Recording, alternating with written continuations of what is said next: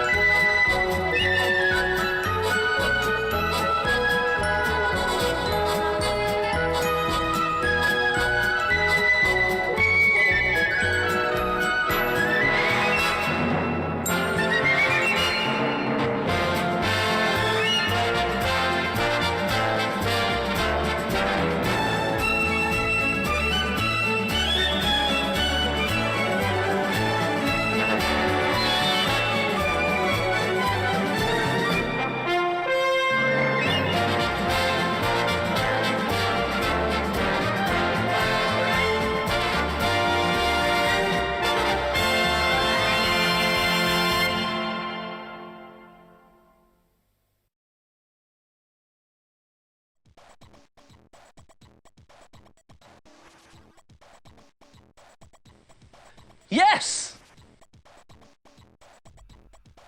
Just as I moved to this screen, I started coughing my guts up.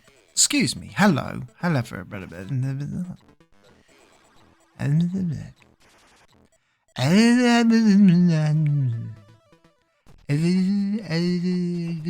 Good game. Right, hi. So, time to do the rumble. As long as the game... Exclamation mark Amiga. You know, if there was an exclamation Amiga on here, it'd probably be doing something very different. I'm also coughing damn cold weather. Ryo Kazuki, getting into a deathmatch for free because he donated all the light tubes they're using. Did you spend more in B&Q than you would have on a ticket? Or did you just have a bunch of spare used up light tubes? I mean, that's possible. Oh, wrong fucking screen. The following contest is the Royal Rumble match. The two superstars that drew number 1 and number 2 will start in the ring at the same time. There is no executive producer Axel thing. Probably should be. This will continue until all 30 superstars. I'm already thinking of a video that I can Eliminations occur when add. a superstar is thrown over the top rope with both feet landing on the floor. Video The last triggers as well superstar as sound in the ring triggers. will be declared the Royal Rumble winner and go on to face the My work replaced all their light tubes and I was to take them with... Replacing them all for LEDs, no doubt. Because, you know, all fluorescent tubes are becoming a rarity nowadays, I guess. It's the Wolf Man. From England, weighing in at 214 pounds, Wolf.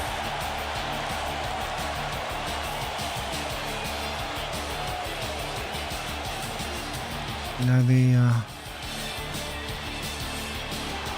the old Wolfman always likes to antagonize the audience. Type of man that comes up with the goods, but sadly, he's drawn number 1 tonight, so bit fucked then, isn't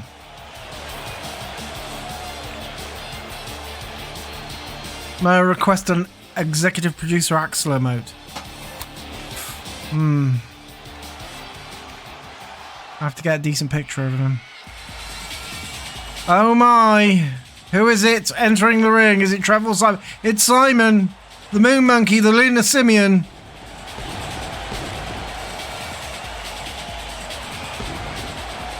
Introducing the individual who drew number 2. And Moon Monkey, as always, a little bit too overjoyed to be here. Weighing in at 156 pounds, Simon Hickson!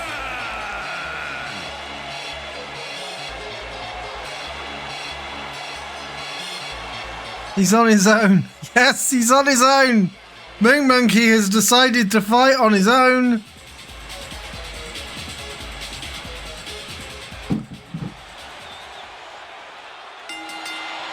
Is that allowed? I've never seen him on his own. It is. Yeah, it's perfectly allowed. If he's not holding a title belt, he can go into the Rumble.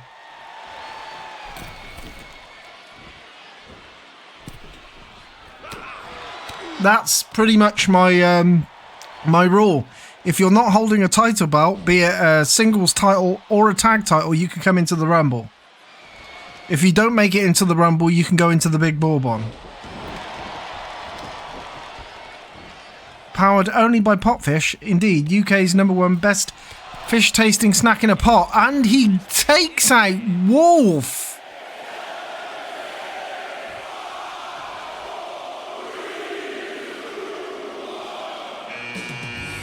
And in comes Danny Baker.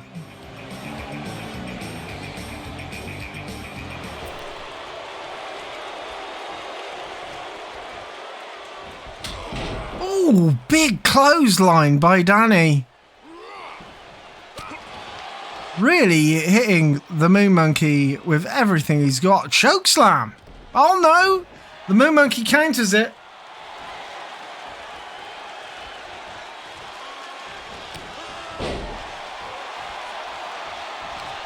Nasty hip toss. Followed up by an elbow. Is he going to give old Danny the heave-ho?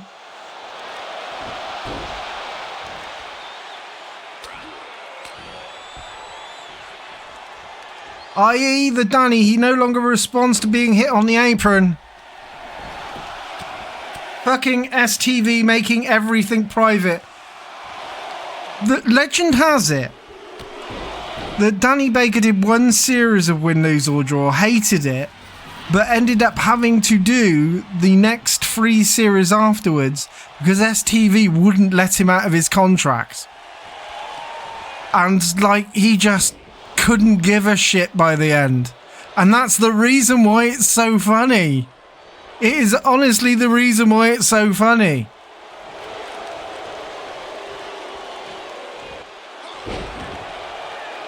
The less Danny Baker gives a shit about something that he's doing, the better it is.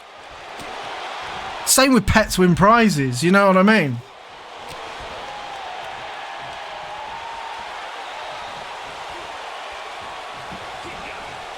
Oh! The cornflake trying to get the big boot on Danny Baker. Missed!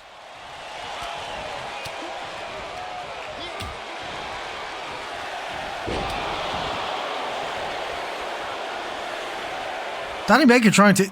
Danny Baker does...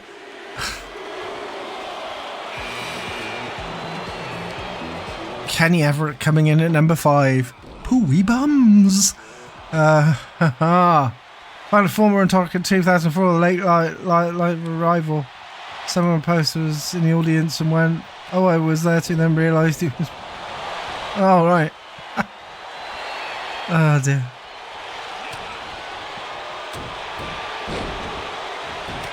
It's all going on in the ring now. We have 2 people wearing waistcoats. They're not waistcoats of roast beef. I was trying to find like episodes of Win, Lose or Draw, and I actually did. I found a clip. I think it was Danny Baker talking to Lisa Tarbuck, and she was talking about her waistcoat, and she pronounced it waistcoat as well. Fantastic work. I think we should all start pronouncing it waistcoat now. It's about the time we should stop calling waistcoats waistcoats. It's Tom Adams. A waistcoat of fish. Hello. Hello.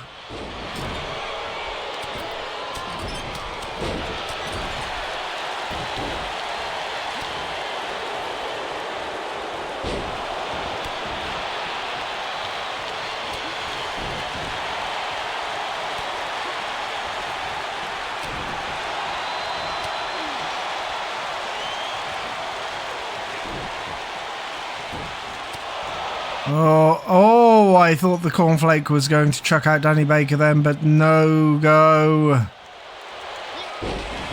Waistcoat rolls himself to the apron to save his fucking guts.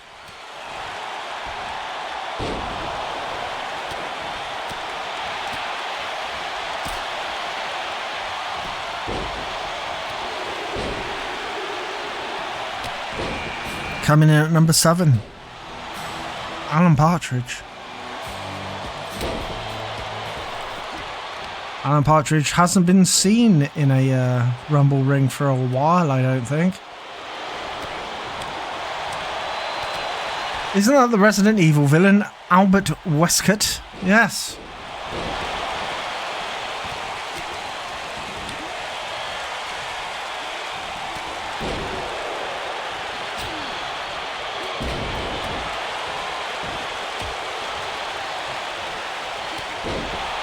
It's a Westcott frenzy. A lot of Westcott in here. Do you think Tom Adams is the type of person that wears a waistcoat under his suit? I mean, some people do.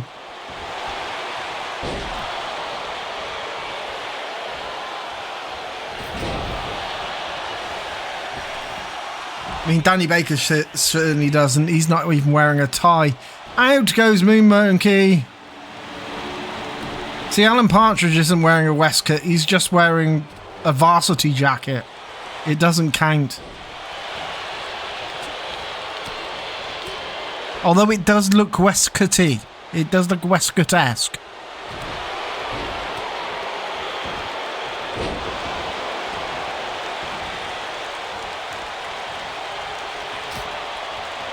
Blackadder handing it to the Cornflake. Lines him up.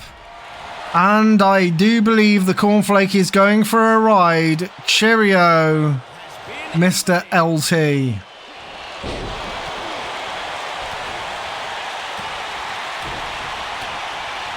Ashens has taken to wearing waistcoat at events. His beefiness is unknown. Yes, I'm afraid he doesn't wear beefy waistcoats.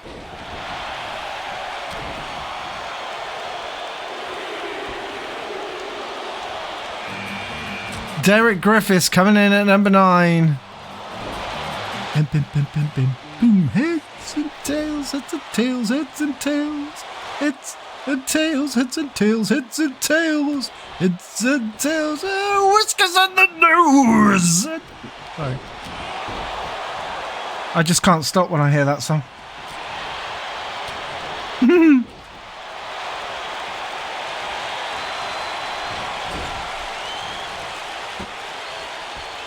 Danny Baker attempting to push out Edmund Slack Bladder. Lord Edmund. Lord Edmund leaves. A competitor has been Leaves. Leaves. There are some leaves.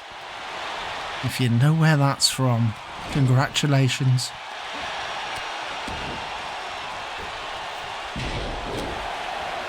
Le Leaf Naturel de Leaf. Pick them in your own bags. Leslie Criver coming in at number 10.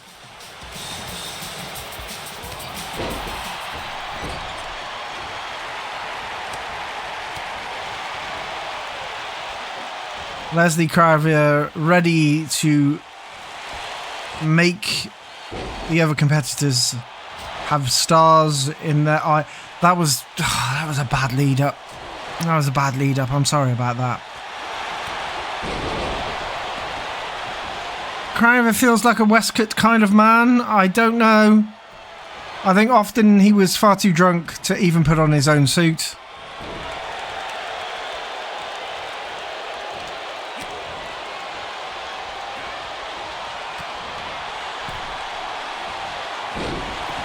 As Criver, oh my, wow.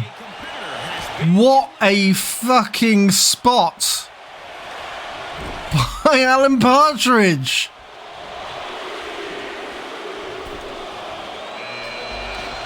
Captain Birdseye.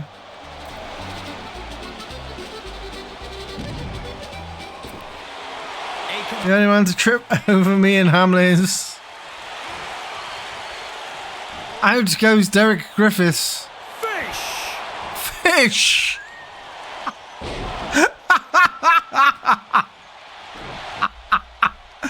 I didn't even expect that to come up. I keep forgetting what I've added as exclamation mark redeems. So they even surprise me sometimes. It's treat day. I remember that one, sadly. Fish never gets old because it's just so quick.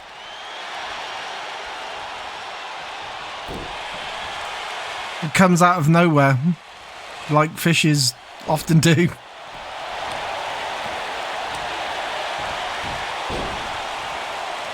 A lot of Hurricane Rana-ing. Indeed. But oh, it's Bill Oddie. Bill Oddie enters the ring. It's another Westcott. It's another waistcoat. There is no denying that Bigelotti is wearing some kind of waistcoat. Some people might say it's a body warmer, but it has waistcoat styling.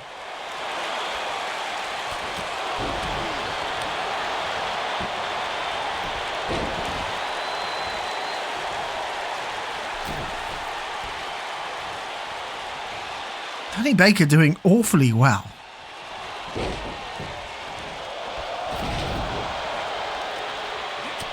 I've got to start saying that I'm rooting for him, then he'll lose.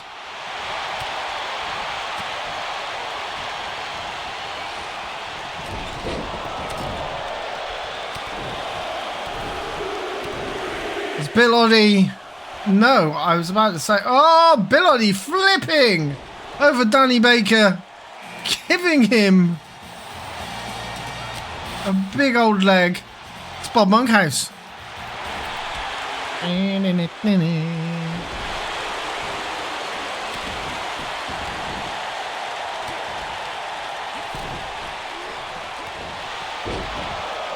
There are celebrities, they're in a square. Bob Monkhouse is here to present Celebrity Squares. Celebrity Stairs. Out goes Alan Partridge. A competitor has been eliminated. Oh, Bob Monkhouse has had enough.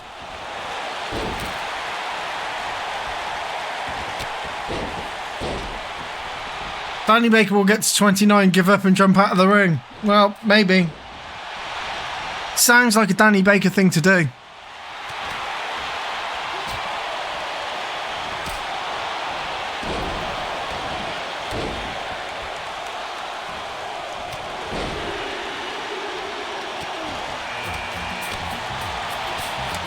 Dezo.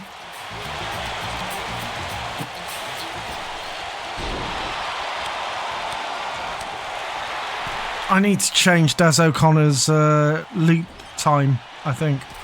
Des O'Connor needs a better loop time for his music so that his entrance music starts mid-chorus or whatever. Not chorus, mid-verse. Bit too much of an intro on his song.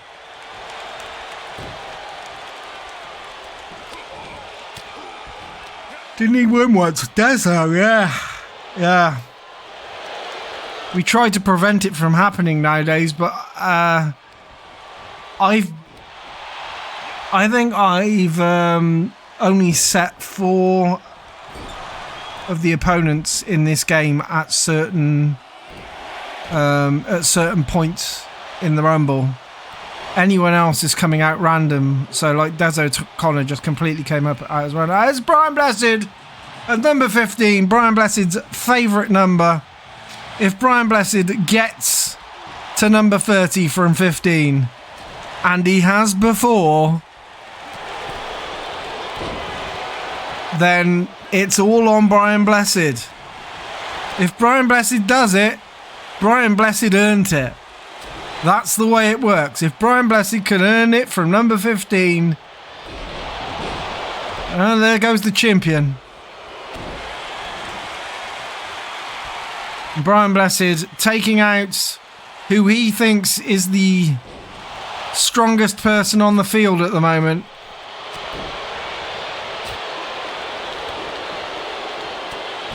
But everybody underestimates Des O'Connor, who takes out Danny Baker.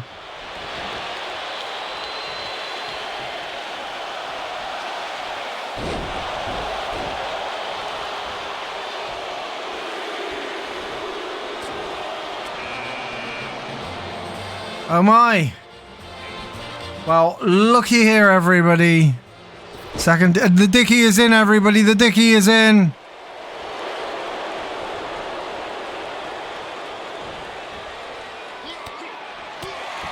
competitor has been eliminated. And the Dickie is like... Oh my fucking god.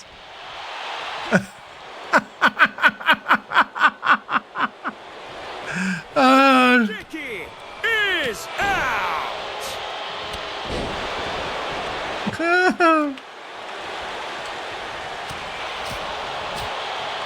And just like that, the Dickie is out. Well, quite. That was unexpected. And it was fucking Des O'Connor that did it. Easy come, easy go, little high, little low.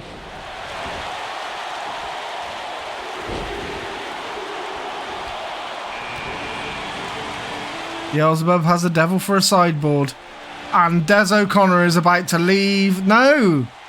Brian Blessed decides to go in with a little rope-a-dope. Oh god, this is going to get bad now, isn't it? Sadly, you can only do that once every 240 seconds. So,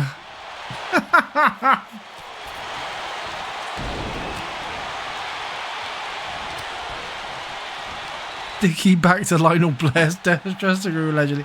Oh, please. Don't cast allegations on Dickie.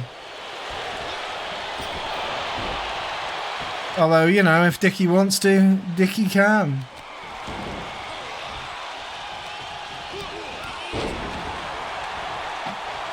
Oh, come on. Thank you, Trevor. Thank you, Trevor McDonald, on saving us from another Des O'Connor win. Oh, my God. Bob Monkhouse trying to heave-ho. Brian Blessed just shrugging it off. Dennis Waterman enters the ring.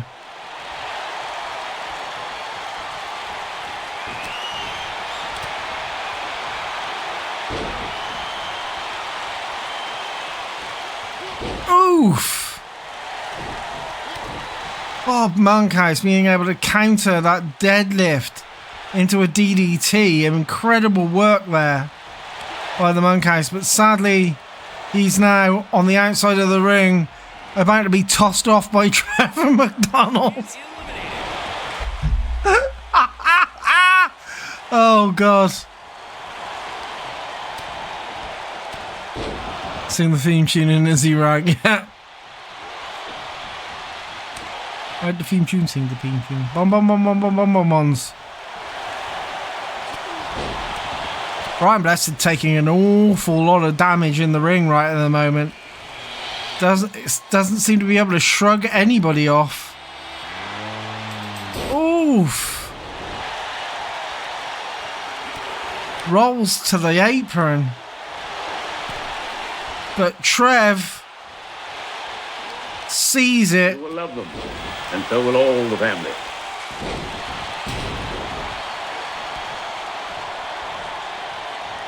Everybody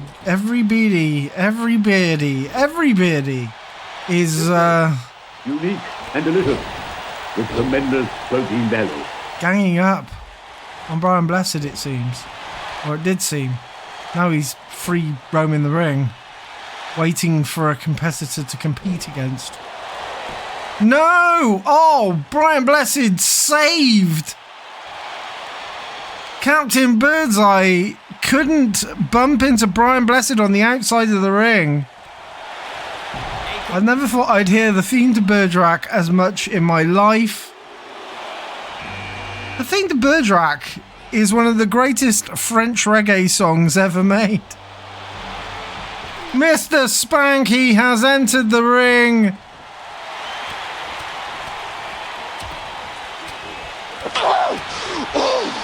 Look at me! Look at me! Regard my fine brisket of roast beef! It's so beefy! Beefy! It's so beautiful! Beefy! Come on, bro. Beefy! Beefy! Beefy! Beefy! Beefy! Beefy. You all got the command wrong.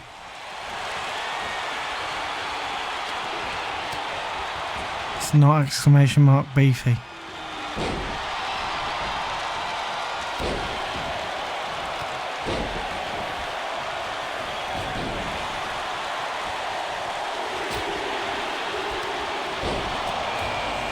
Shit's about to get beefy! Exclamation mark Spanky.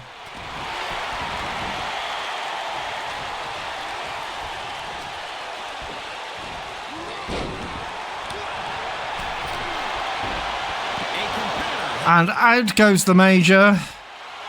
A lovely boy. Captain Birdseye unimpressed by his discounts on crispy chicken dippers in his supermarket.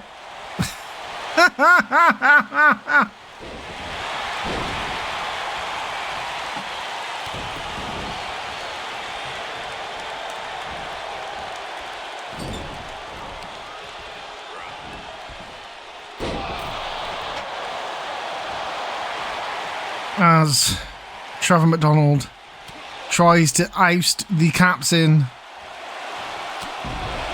I mean, the Captain Birdseye and Major Benet always seem to have a little bit of a grudge match against them. I get the feeling something's gone on behind the scenes. Mike Reed coming in at number 22.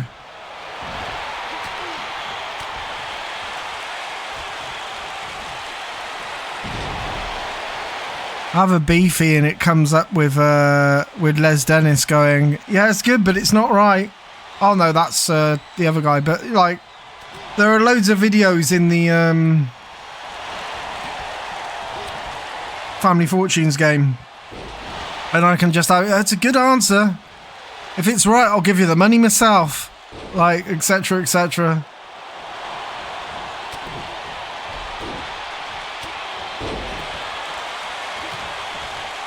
Oh dear. Brian Blessed knows that he's got to take out Mike Reed before any other business can be done. And business is getting done on Mike Reed right now, here and now. Magnus Pike coming in to give us a little bit of Silence.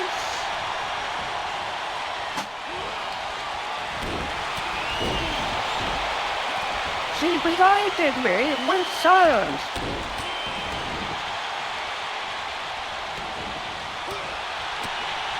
I don't know why Captain Birdseye's leg drops are so important, but they are. As Brian Blessed takes out Mike Reed, which was the only thing that Brian Blessed could and should have done. Spanky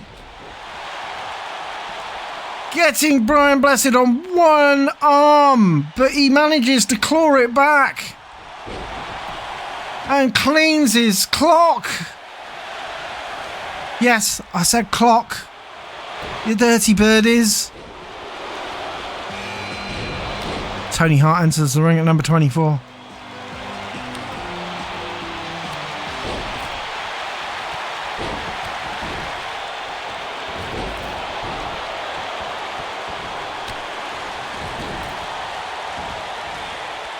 You know what? I haven't seen a lot of Weeble stuff for many, many years. I always enjoyed his stuff. But, oh God, Tony Hart went out really quickly.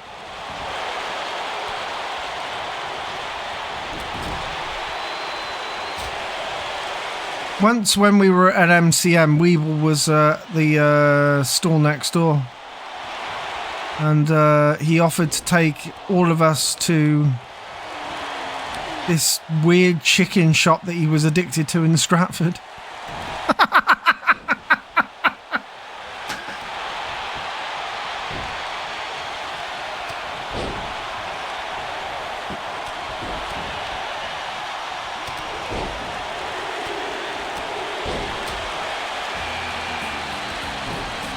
Tony Hart needs a morph tag partner. Did you buy anything? I think I didn't go. It was a chicken restaurant. I think it was called Chicken Sours or something like that.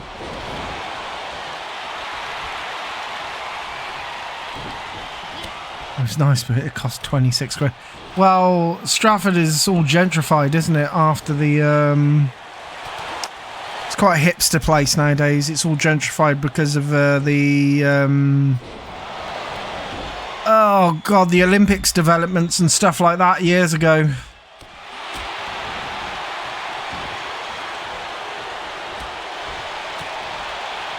So pretty much all the restaurants and everything are all vanity projects from fucking rich hipster kids. Spending all their fucking trust fund money, you know what I mean?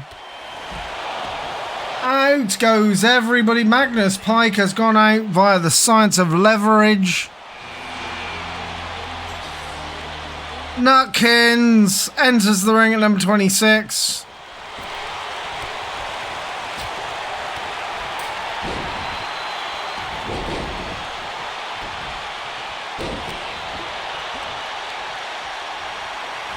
Nutkins, of course, goes straight for Brian Blessed. Brian Blessed having none of his shit, because let's face it, we were all waiting for Nutkins to come and cash his Mentuss in the bank in, and he never fucking did. So anything that Brian Blessed does to him from here on in is well deserved. As is anything Captain Birdseye does. As is anything anybody in the ring does to Terry Nutkins. If I was, you know, if they can all gang up on Nutkins. Oh! Tommy Boyd taking out Mr. Spanky so that Brian Blessed doesn't have to. Brian Blessed now going up against his fucking kryptonite. We know that Tommy Boyd is Brian Blessed kryptonite.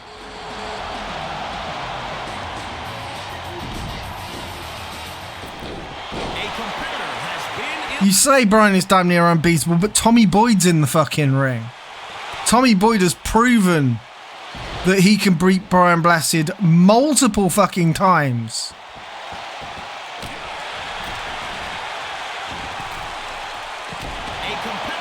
Oh, Jesus Christ. Neil Buchanan went in as quick, went out as quick as he went in.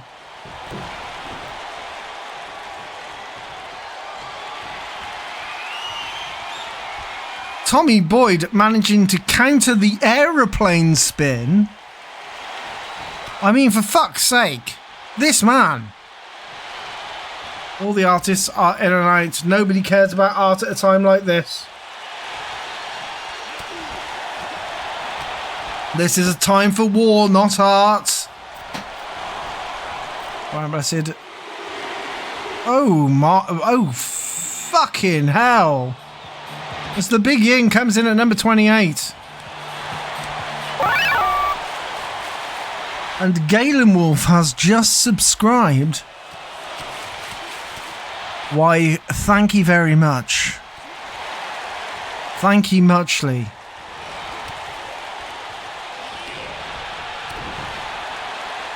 If there's anybody that can beat Brian Blessed in this ring, it is Tommy Boyd.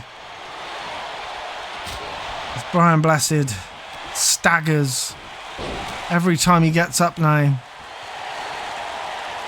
He's really feeling it as he pulls himself to the apron to give himself just a little bit of space. But the Big Yin sees it. Lines him up. Oh my God, Brian Blessed just rope-it out the Big Yin.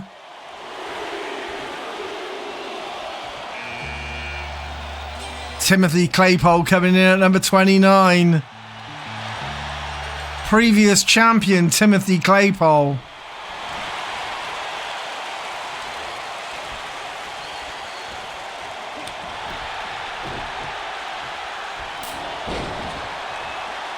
I'm not going to eat tonight. I'm going to eat the 14th of next month. That'll be the next time. I got a payment a couple of days ago, actually, from Twitch. And I did eat that night, actually. I did. I had a Deliveroo.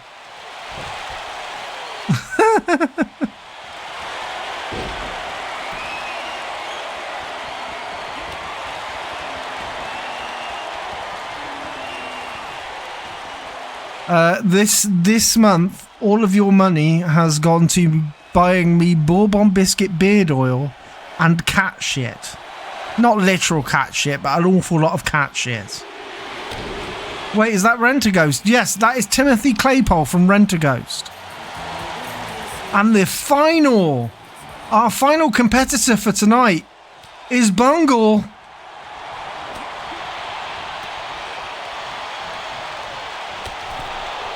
Goodbye, Claypole.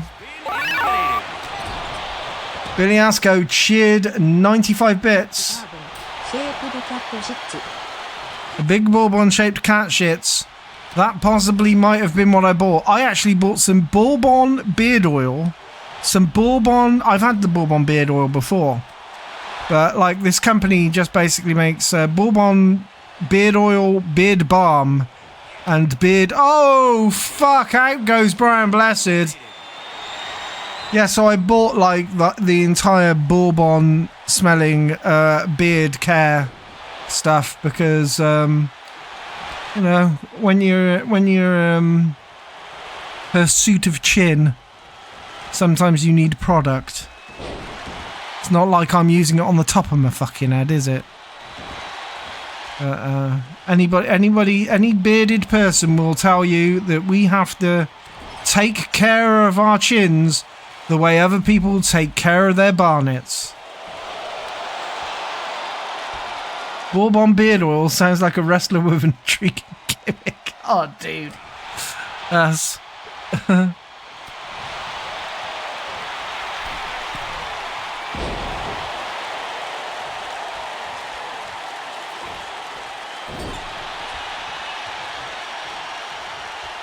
Stanley Bates and Mac and Laws are two of the nudists. They were both topless.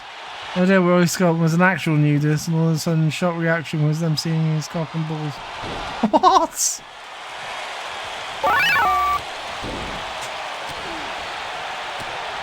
DC Flake.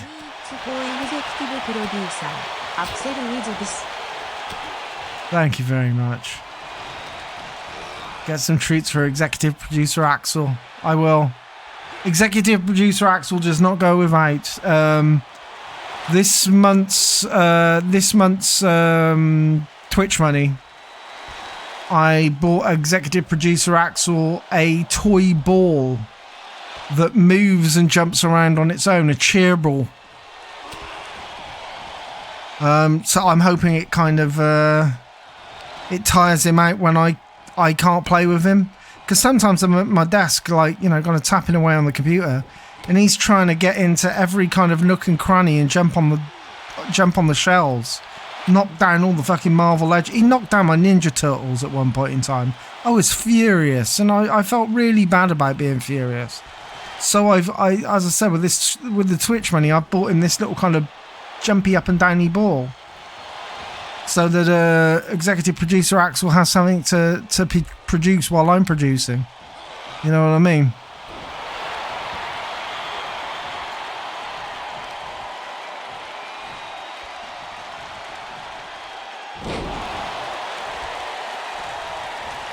NECA ones or a Hasbro making that. My Ninja Turtles are I got the original NECA Mirage Ninja Turtles, and I have the NECA movie Ninja Turtles. I also have the NECA movie Casey Jones, Unmasked Casey Jones, and I have the Mirage comic book Splinter Casey Jones in April with the Turtles. The Turtles are the original ones that kind of came out like about over 10-12 years ago, that they never NECA never produced anything else afterwards, although they were supposed to. They did produce like a limited edition Mesa set, and they did a limited edition April O'Neil, which is the one that I've got, but apparently no one bought them, and now they're rare as fuck because no one bought them. And you can get a bunch of bootleg versions of them, but nobody bought the originals. And I've got the originals with the original street stands. So, like, each turtle came with, like, a clip-in bit of New York street you can all clip in together and make a kind of diorama with. And I've got those. Yeah, if you've got the original comic Turtles, there is a good chance that they're fakes at this point in time. Well, they're not fakes. This is the thing, right? They are fakes, but what you're using is coming out of the original buck that they made the original toys with. So it's the official mold, but they're unofficial runs of the toy. And it happens a lot in China. It happens an awful lot in China. So, like, go on AliExpress, you see all these Hasbro and NECA figures. What tends to happen is they have what they call a ghost shift or a third shift. And these are unofficial shifts where they make the toy again. Sometimes with worse they basically don't QC those runs. They just put them in boxes and then sell them on AliExpress. And bonus is they're cheaper. The bad news is you might get one that's got terrible QC and has got an arm put in wrong or bad paint apps or some shit like that. But I tell you what, if there's a rare figure that you don't got and you see it on AliExpress, take the punt. Because they're not these crappy bootlegs you used to get like 20 years ago that are made out of really crappy solid material and don't fucking move. Often, as I said, they are built with the same material on the same factory line, and the only difference is that they weren't paying attention while they were being made. You know what I mean?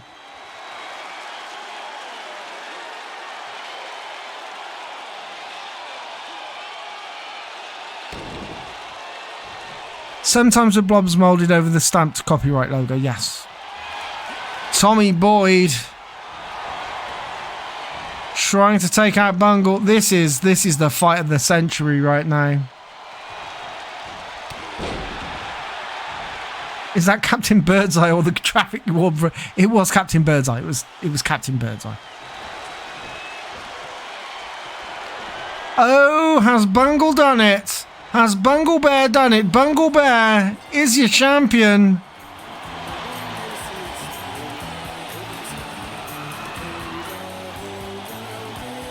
Here is your winner, Bungle the Bear.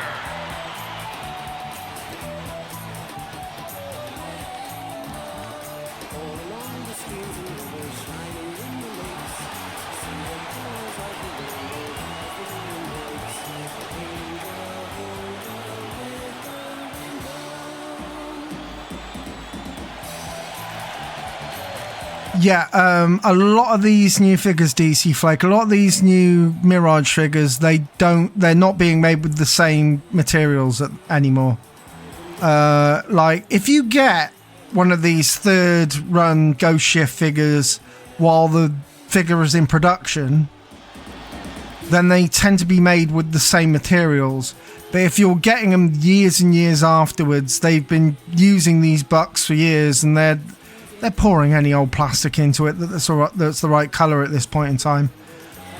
It's still usually decent plastic. It's not the bristle shit that like used to get a lot of bootlegs in the early 2000s from. You used to get really bad painted, really brittle plastic shit at that point in time. I had like a load of Dragon Ball Z bootlegs from like 1998. And they were terrible. They were dog shit.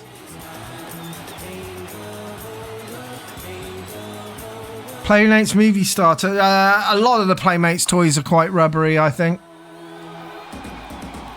But anyway, we have a winner, and that winner is Bungle the Bear. Ah, boy. It's time for a tag match, isn't it? I think we're going to go 4-way for our tag match this good night. This good evening. So we will have a 4-way tornado tag instead of just a 2-way. Instead of just a 3-way. For Fanar misses. So who are we going to have? Because 2 teams are ruled out because they've already played tonight.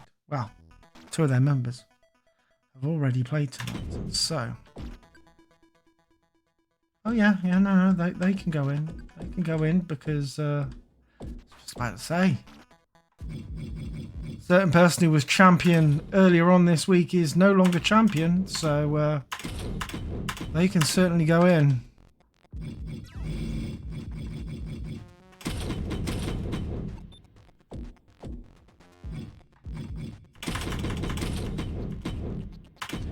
Our final team for tonight could be...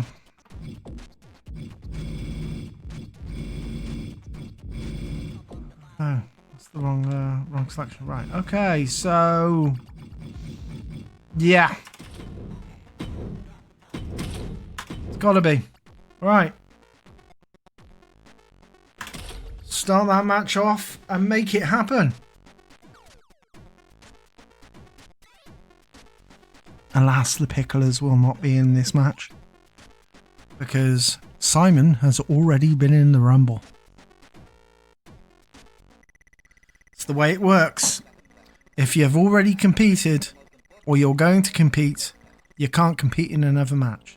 Them's the rules.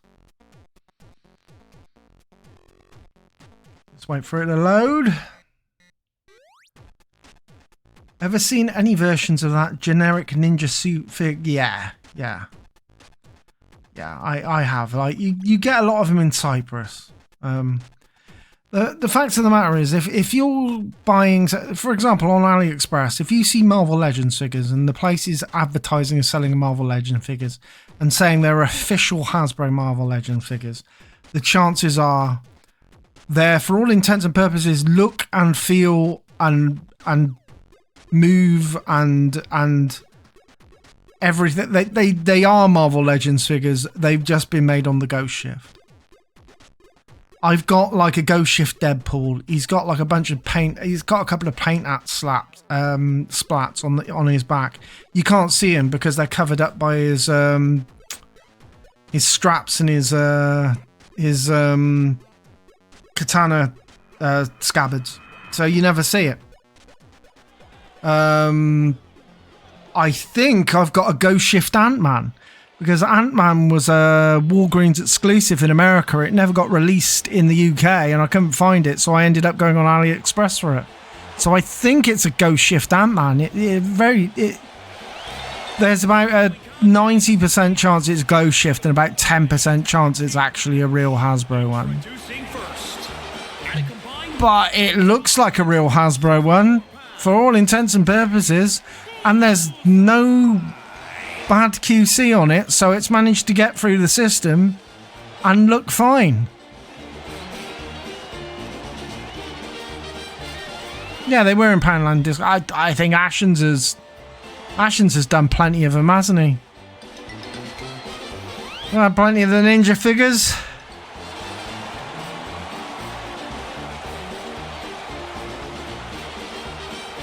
Well, don't some of them have a light in their chest?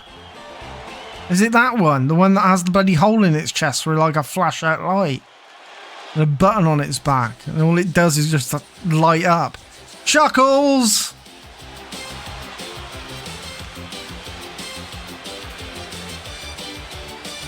And their opponents first at a combined weight. Yeah. I don't fear AliExpress particularly anymore when it comes to Marvel Legends figures. There are a couple of shops that I trust to actually give me a Marvel Legends figure that works. I know it's not an official one. I have no often as well they'll split up 3-packs, 4-packs and 5-packs on those sites. So for example, if you see a 5-pack somewhere or a 3-pack somewhere, like, there was a Daredevil, Elektra and Bullseye 3-pack a couple of, earlier on this year. That's a bit loud. But, yeah, there was this Daredevil pack. I know on there they were selling the Daredevils, Elektras and Bullseyes off separately. Because, they were getting them straight off a factory line and they don't have to sell them in the box. So, I never bought those. I actually already had the box set at the time, so I didn't buy them. But my Marvel Legends selection has got far too big. It's like 3 shelves now. Got Avengers on one shelf, X-Men on another shelf. I've got like the Marvel Knights and the Fantastic Four on my bottom shelf. It's just got huge. It's got fucking huge. I have 3 Doctor Dooms. I have 3 Doctor Dooms. Why do I have 3 Doctor...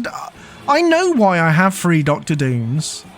One of them is the Secret Wars Doctor Doom, one of them is the retro carded Doctor Doom, and one is the original wave Doctor Doom. But I bought I bought the retro wave Doctor Doom one, so I had the copies of the Darkhold, the Book of Vishanti, and all the effects. I didn't buy it for fucking Doctor Doom himself. It also came with the Ultimate Nullifier, that was it. So I bought that one specifically for the fucking props. Because I preferred the look of the other Doctor Doom, I can't even remember what wave it was. And then I have the Secret Wars Doctor Doom because I wanted Captain Marvel. I wanted the Monica Rambeau Captain Marvel. And their opponents at a combined So now I have 3 Doctor Dooms. It's okay, it's Doctor Doom. But not all 3 are on my shelves. The other 2 are on my DJ setup. I have 2 Doctor Dooms on my DJ setup.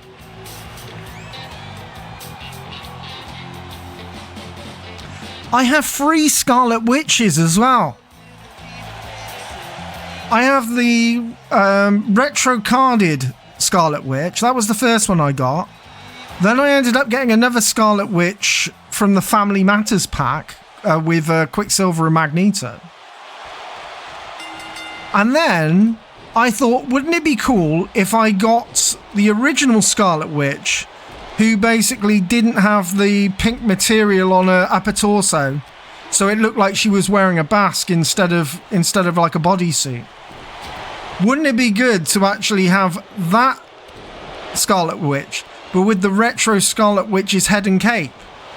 So I bought one of those for like cheap because nobody wanted them anymore. So I bought that one and stuck on the retro series Scarlet Witch's head and cape on it. And it looks fucking amazing. That combo looks fucking amazing. And yes, admittedly, Scarlet Witch is showing a bit of skin, but I think, you know, if you've got a 90s collection of Avengers, it's only right that Scarlet Witch shows a bit of skin.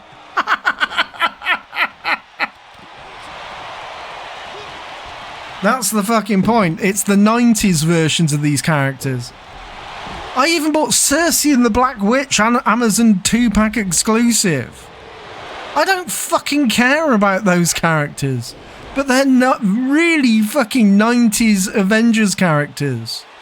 They've got they've got the fucking brown leather jackets on, you know what I mean? And like my Black Widow is the one in the grey jumpsuit with the brown jacket on as well. And obviously on the X-Men shelf you've got Rogue with the fucking brown jacket on. Everybody's got little brown leather jackets on. My God, Bowen going with the early pin.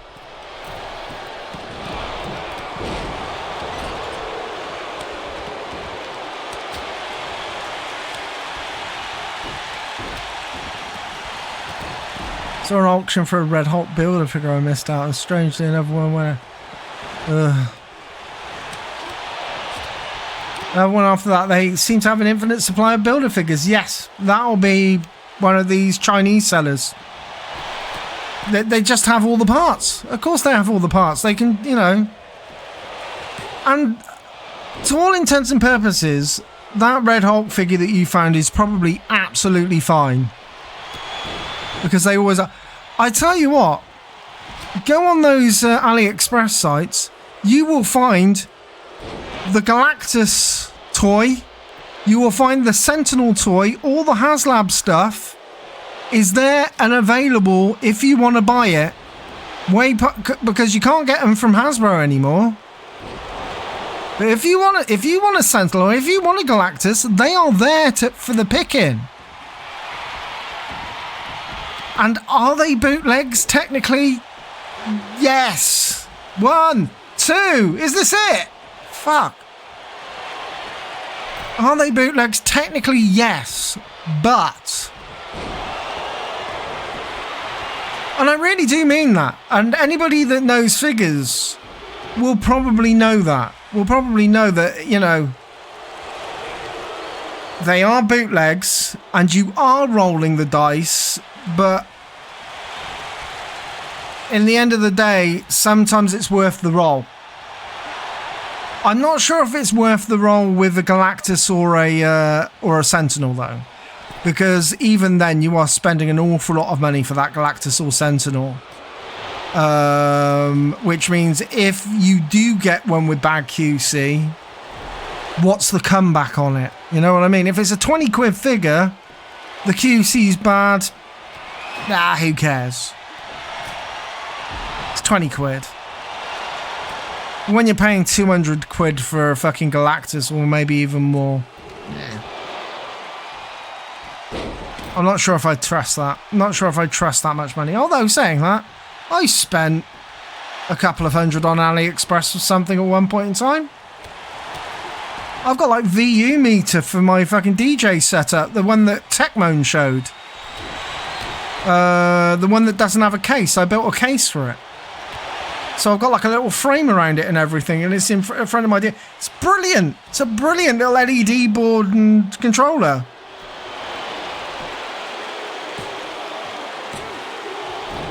Aren't they selling them well below retail? Well, Galactus and Sentinel technically were never retail to begin with.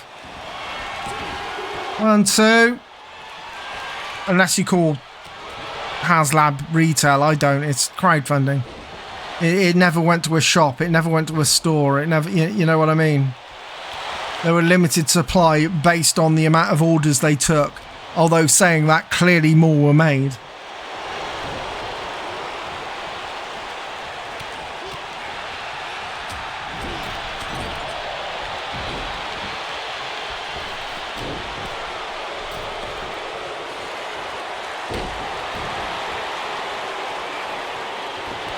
See, it's amazing, isn't it? Like, by the second match, there's so much chaos going on in the ring that I can't possibly commentate on, that I end up talking about other shit instead. Going off on a tangent, as usual. That's what you expect from me, though. You expect me to go off on a tangent about some shit or other. But you still stay. For some reason, you still stay. And I'm not sure if you're staying for the entertainment on the screen, or if you think that my gibberish is entertaining.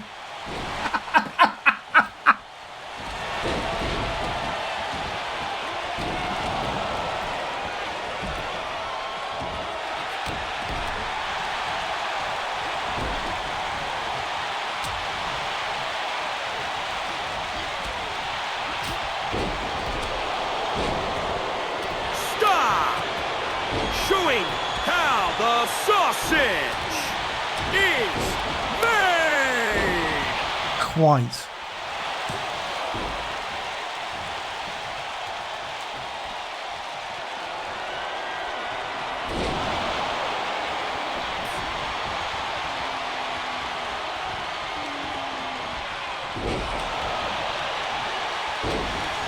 Would I ever show how the sausage is made? Oh, I have, actually. 1, 2. Buckle my shoe. Expialidocious.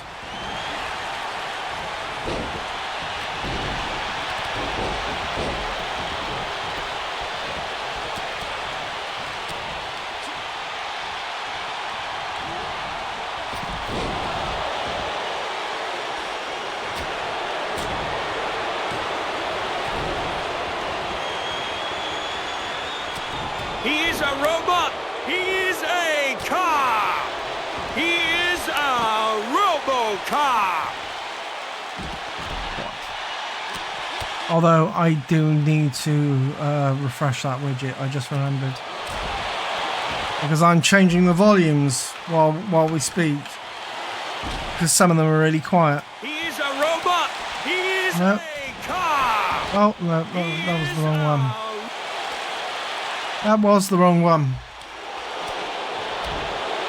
Is that a little bit more? He is a robot. There we go. He is a car. He is a robo-car. That is far better for everybody involved. So you can actually hear what's going on. The one thing I'd like to change is the actual text to speech on my on my Ever widget, because the Japanese voice, you can barely ever fucking hear it.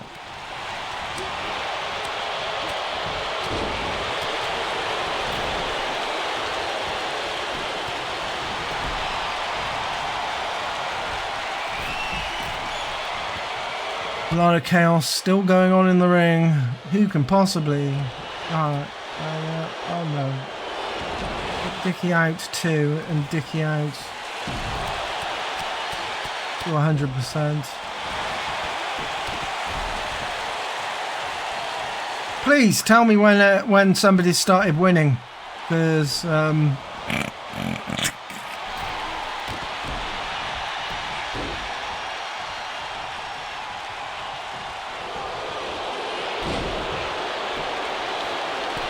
I am at the moment changing all the volumes to make sure that you can actually hear the things that you redeem. I'm fed up with it being quiet. I mean, I made it a little bit quieter because I thought it was too loud, but it isn't too loud. Well, it is kind of too loud. It is too loud at 100%.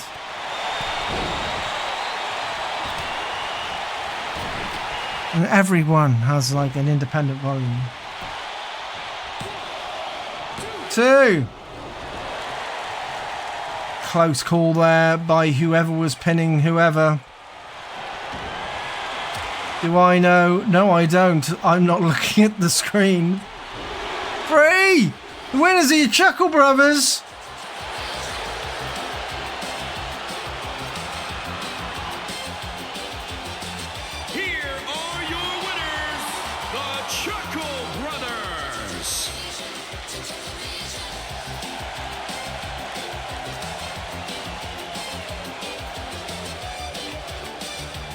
Dave is Smell!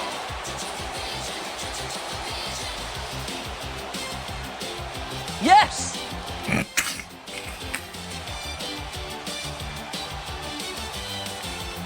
That's better.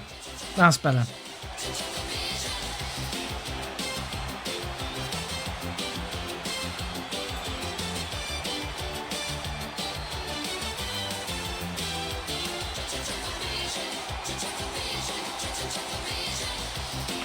Silence.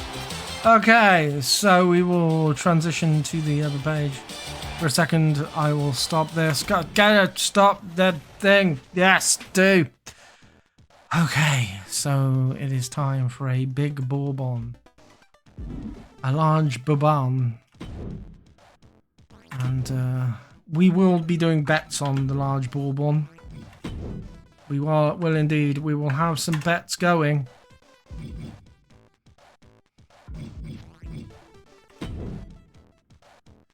Will be a Falls Count Anywhere match. Because of course it will. Because Anton Ledeck needs the exercise. We begin. Well, firstly, we have got to put the champion in. And our current champion is... Oh, it's him. Oh, God. Right, okay. We seen him tonight? Oh, hold on. No. He's tag team champ. Can't have him. Okay, yeah.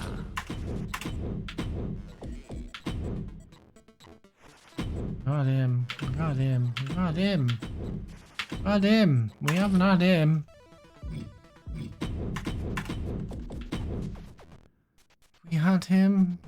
have had him.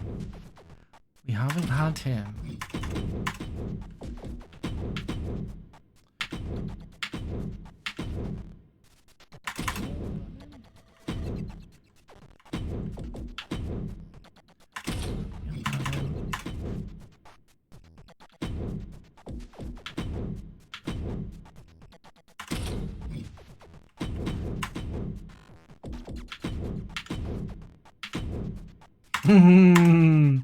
Right. It's time for the Big Bourbon Championship.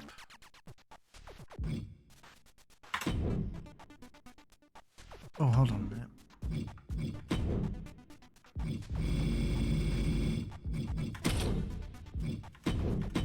Yes, now we're ready for the Big Bourbon Championship.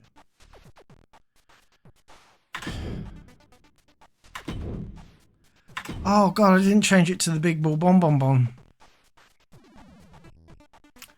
I didn't change the name to the Big Ball Bon Bon Bon, as I always do when it's him that's got it.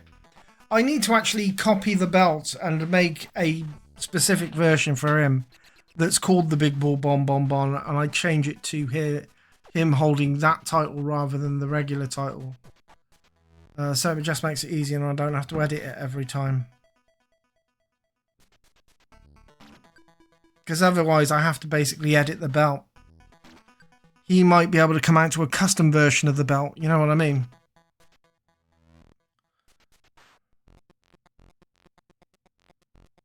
Nothing wrong with that. How could you? Him. Oh boy. Loady, loady, loady loo.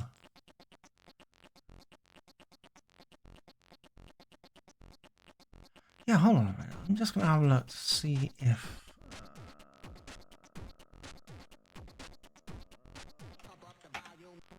I have to remember what website my widgets come from there. Bollocks! Thank you. Yes. Almost certainly the truth. Oh, yeah, we're going to have to sort out the betting. We will sort out the betting as everything continues. Here we go.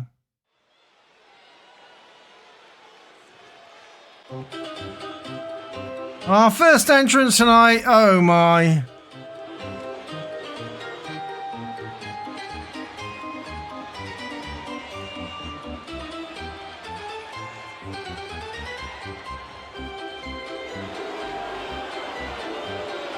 Boo! The following contest is scheduled for one fall and is for the classic and prestigious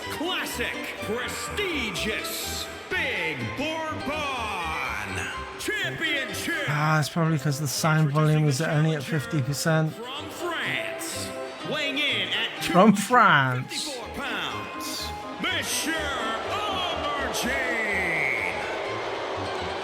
Saturday is Treat Day!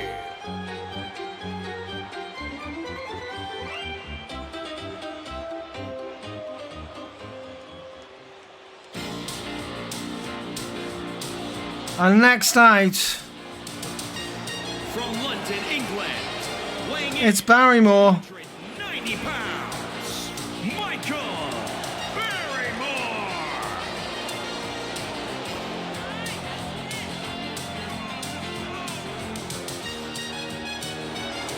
Where's the voice codes? Where are the voice codes for the twiddly bits?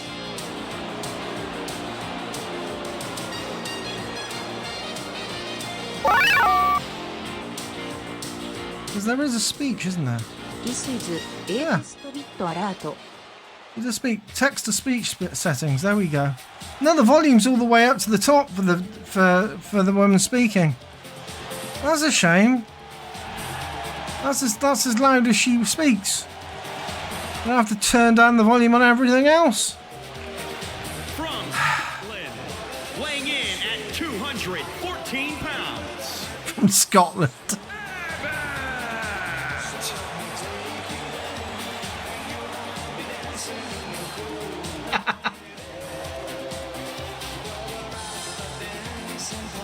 Who does? Who needs a second attire glitch to keep the hat?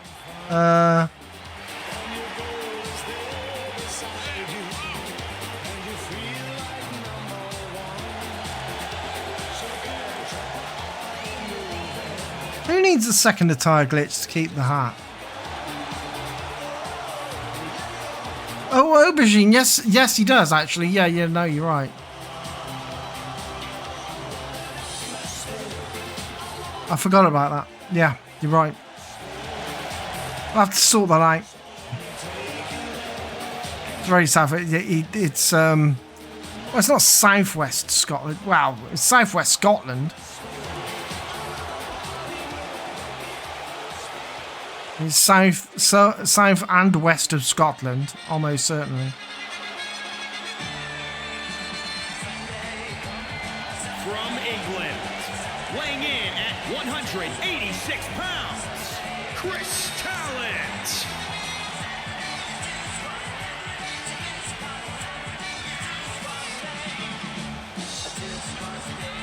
This is what they want to see.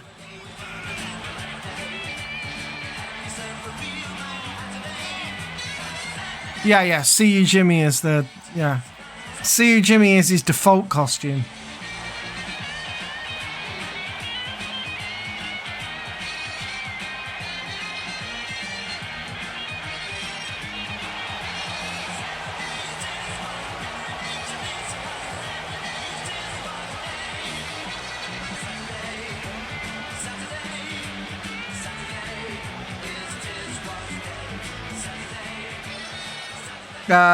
Two costumes per character, I'm afraid.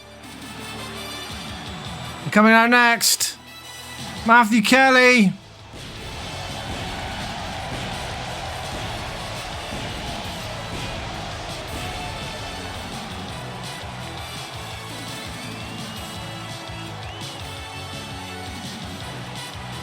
Representing Stupid, sexy Matthew Kelly. from Manchester, England, weighing in at 199 pounds, Matthew Kelly.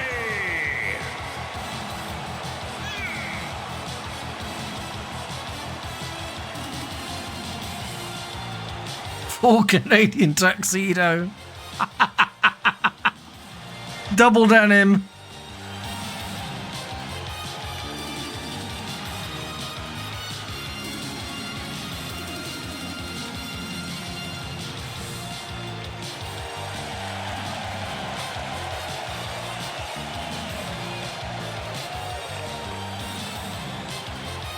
When did Kelly wear that? He didn't. Well, there were a couple of times when he's done very stupid things when he's ended up losing the forfeit. And he's ended up having to dress up. So I made it... that's basically Matthew Kelly having a forfeit. And our final combatant tonight...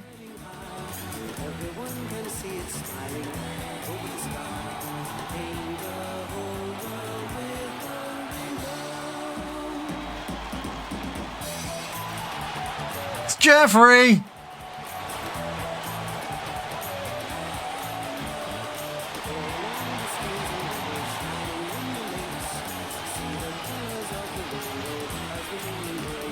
Representing Team Rainbow from Manchester, England, weighing in at 165 pounds, Jeffrey Hayes.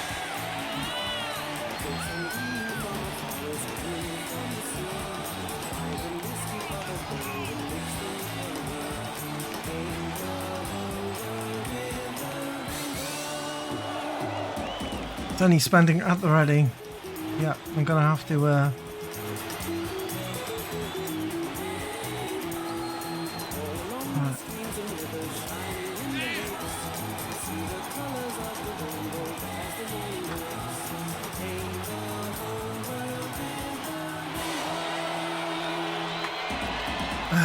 God, I can't remember who was in.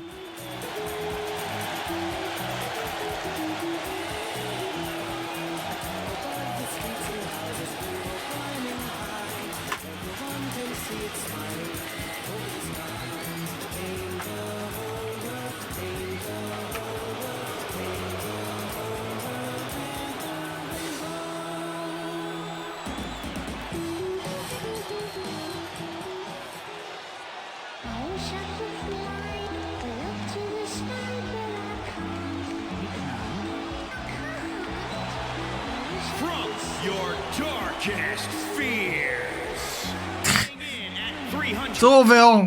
pounds, Orville.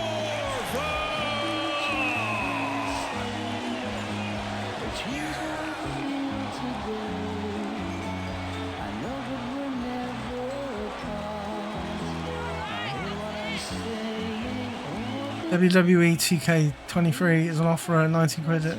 Sorely tempted just so I can make the Interceptor a character.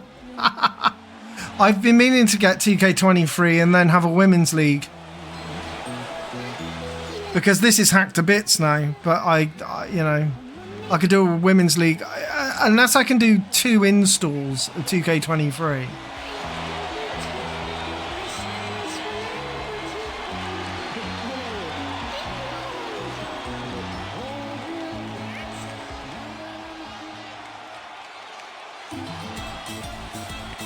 I'm missing like characters and I can't remember who's come out and who hasn't. Birthday pie, pints of cream, pork Here we go. potato grids, artificial bacon, large macs. You name it. Sandwich casserole, chocolate quail's eggs, garlic pudding, fluffy ruffs, hoisin crispy owl, pasta pillows, bonbon, fortune cookies. It's up to you. Discount foie gras, egg and ham slabs, during dinner mince, mystery meat, quiches Lorraine, 20 cheese omelette. Anything goes.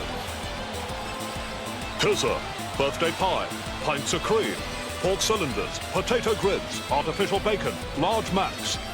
You name it. Sandwich casserole, chocolate quail's eggs, garlic pudding, fluffy ruffs, hoisin crispy owl, pasta pillows, bonbons, McFortune cookies. It's up to you. Discount foie gras, egg and ham slabs, during dinner mince, mystery meat, quiches Lorraine, 20 cheese omelette. Anything goes. Pizza, birthday pie, pints of cream, pork cylinders, potato grids, artificial bacon, large macs. You name it. Sandwich casserole, chocolate quail's eggs, garlic pudding, fluffy ruffs. There we go, it's all ready. Pasta pillows, bonbons, McFortune cookies. It's up to you. Discount foie gras, egg and ham slabs, during dinner mince, mystery meat, quiches Lorraine, 20 cheese omelette. And introducing the champion Anything goes. from England. Weighing Pizza, in at birthday pie, pints of cream, 434 pounds. pork He cylinders, is potato the grids, classic artificial bacon, man. large... Humber Choice has this at $8.99 and a voucher for, not this, 2K23. Oh, really?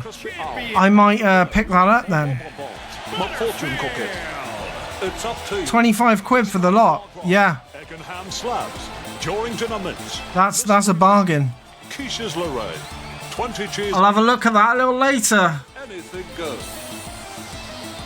Pizza, birthday pie, pints of cream, pork cylinders, And then we can start working on a women's league.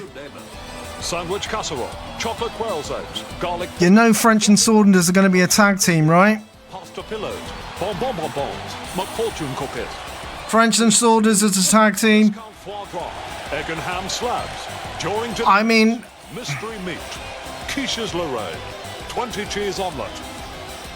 yeah, no, it's got to be French and Saunders rather than the other double act. It's got to be French and Saunders.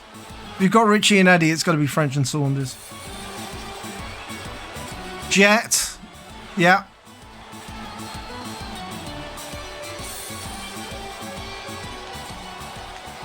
Girls on Top era or comic strip era?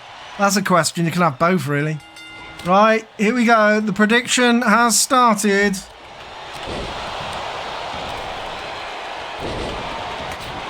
bit's now! I'm running out! Melon Sue. Yeah, I think Melon Sue would be good. Victoria Wood and Julie Walters as well. Yes! Gotta have Bella Emberg, yeah. Bella Emberg would have to be in.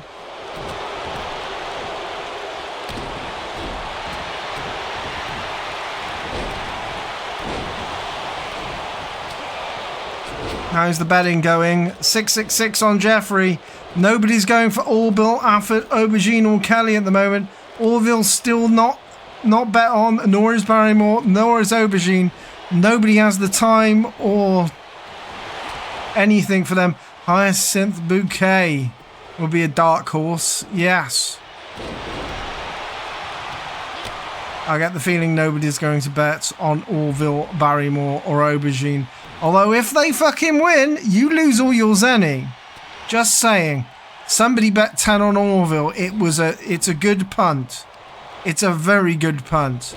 If you have like a couple of zenny in your bank, it is a good punt to just go for the rank outsider, because you will win everything. Nobody betting on Barrymore. Nobody caring about Barrymore. Hyacinth and Daisy as a tag team. Yes. That'll be good. That'll work. Gotta work out these kind of like lady tag teams.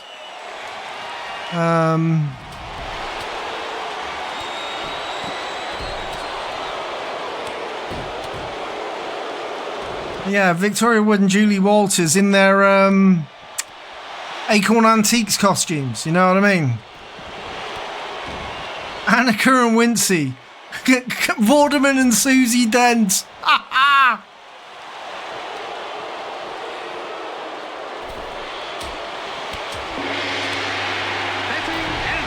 Thank you. Thank you for somebody for doing that. Didn't come out very loud though, did it?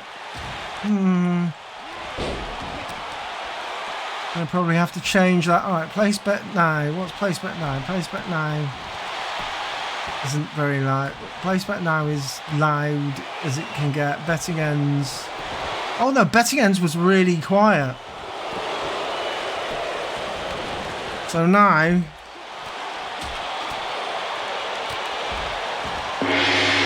that's better.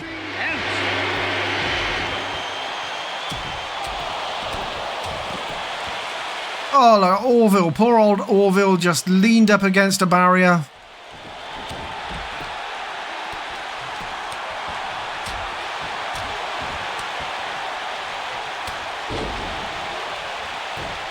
TVAM All-Stars.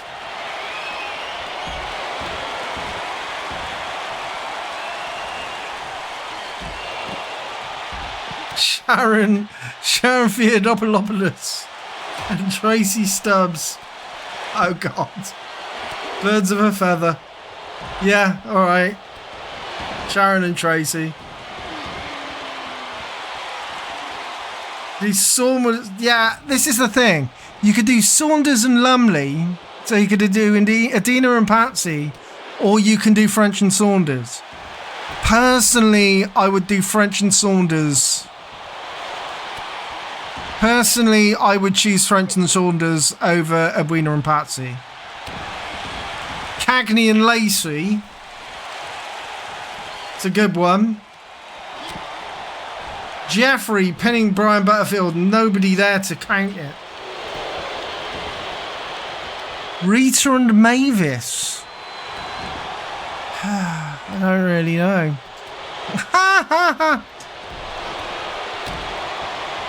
Pam Batchelor and Peely Magdy.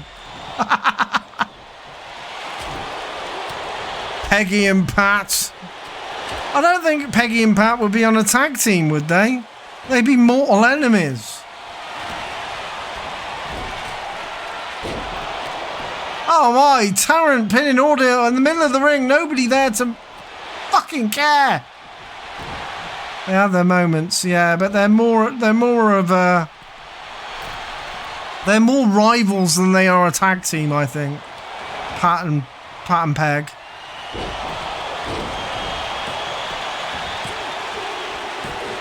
Oh, Chris Tarrant wins the match. Velma and Daphne.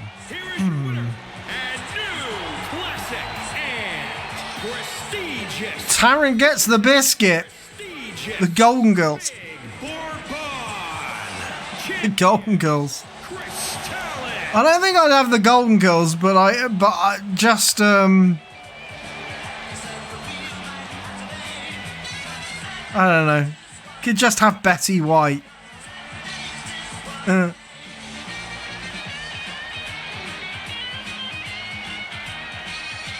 Just keep the music playing for a minute. I think it's worth it.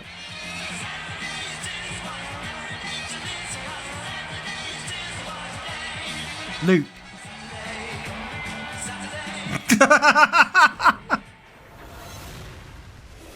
Okay, so he got the Bourbon. Time for our regular tag match, although the current owners of the tag titles have stipulated that the match has to be Extreme Rules and there have to be shovels under the ring. So, who am I to argue?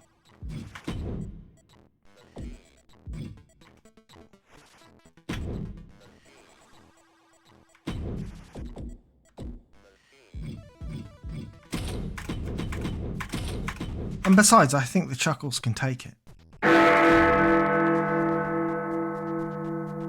Yes, the payout has to be made.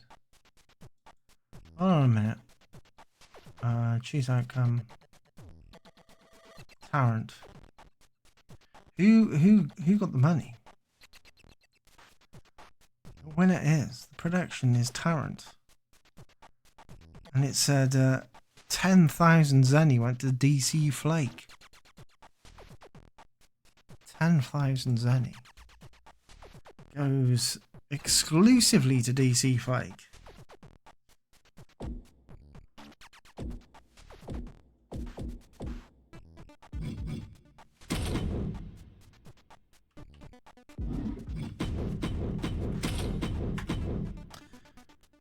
Okay, give me a second. I have to make sure that there are shovels under the ring. Or there has to be shovels under the ring. Falls count anywhere on. There has to be falls count in. Right, so, yeah, right, so I'll add a chair. Yeah. A table. Gotta have the usual stuff. And then just a bunch of shovels. And maybe a sledgehammer. Yep, there we go. All sorted. Championship match for the tag champs. Okay. Well, you can see the loading screen for this one because you're not going to be surprised. It is the Chuckle Brothers versus Richie and Eddie. Delia Smith in her Norwich City colours. Yes. Delia Smith. I'm not sure if we're ever going to find 100. We're going to find 100 women to fill the roster, right? Of course we are. Of course we are. We're not misogynistic assholes here. We can think of wonderful, powerful women to fight in a ring. Sledgehammer. Anne Robinson, Super Gran, Grot Bags. Fantastic work. Yes to all of them. Michaela Strachan. Yeah. Michaela. Her from the Hitman and Her. Like, her first costume would be all the kind of pastel-coloured shit that she wore on Wackaday.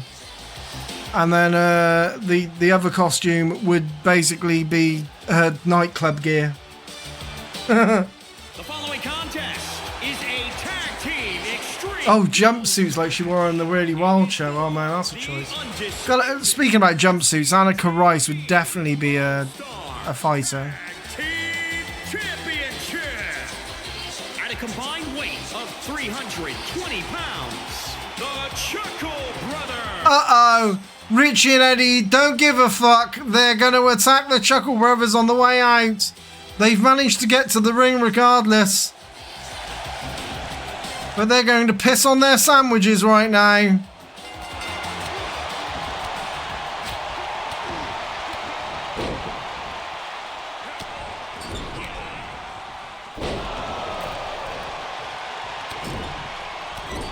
Esther Ranson, if you can make the teeth prominent enough. Look, if I can make Barry Chuckle's chin prominent enough, I can do anything.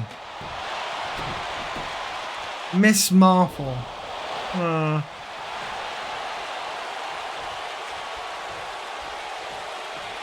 Sure we have a place for Miss Marple. The Green Goddess. No, I tell you what. No, not the Green Goddess. Mad Lizzie. That's right, geeky chappy. You're thinking on my wavelength. Mad fucking Lizzie. I've got like a video somewhere of Mad Lizzie where she looks into the camera and talks about fat people like a fucking psychopath.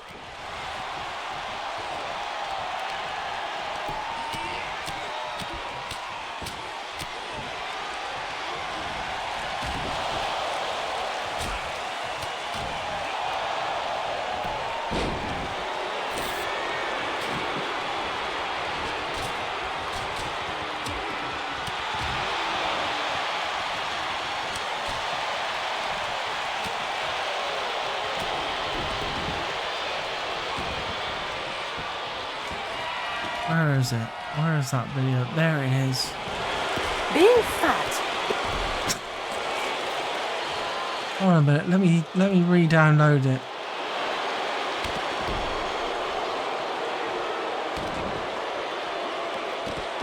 Whilst everything is going on, obviously the sledgehammer is out. Somebody has cleared the fucking table. They'll never use it. They never ever fucking do. The day they use that fucking table, I swear to God. Or some other convenient deity that's just lying about doing nothing in this world.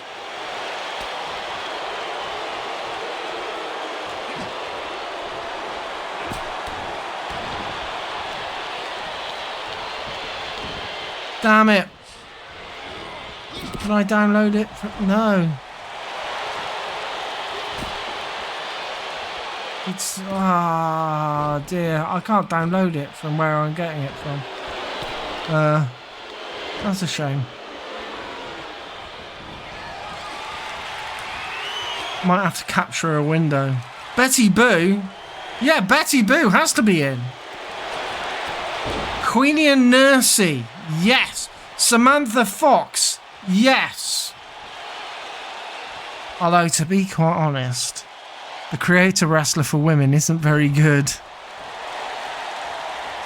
I'm not sure if we can make somebody as sturdy as Samantha Fox in the game.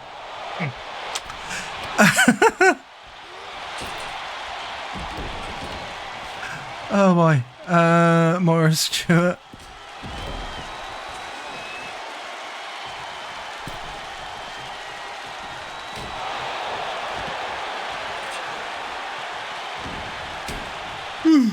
Excuse me.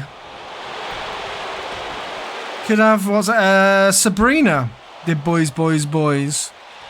Kate Beckinsale, Mrs. Blobby. Oh yeah, I have Mrs. Blobby. Gotta have the lunatics.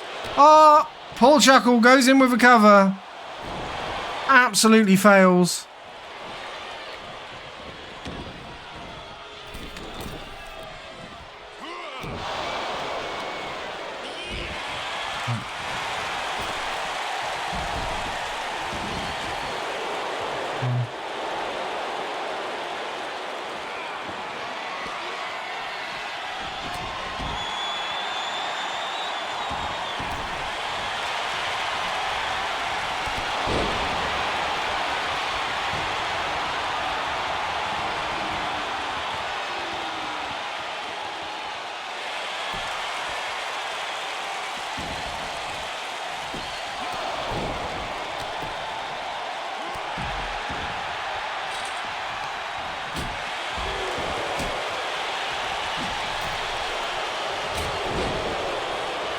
Okay, so in a second I will show you the terrifying Mad Lizzie thing. Oh my. Oh me, oh my.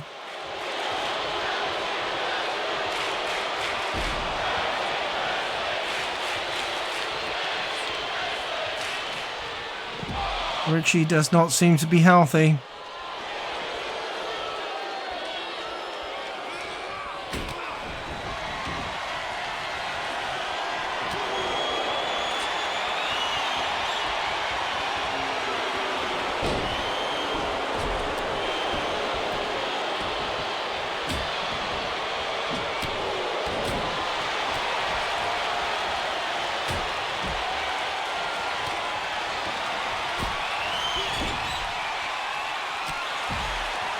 There we go.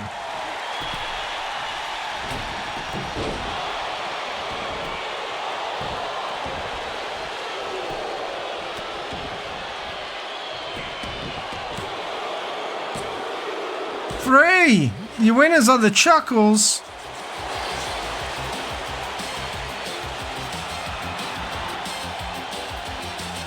Here are your winners and the new undisputed Men's TV All-Star Tag Team Champions, the Chuckle Brothers.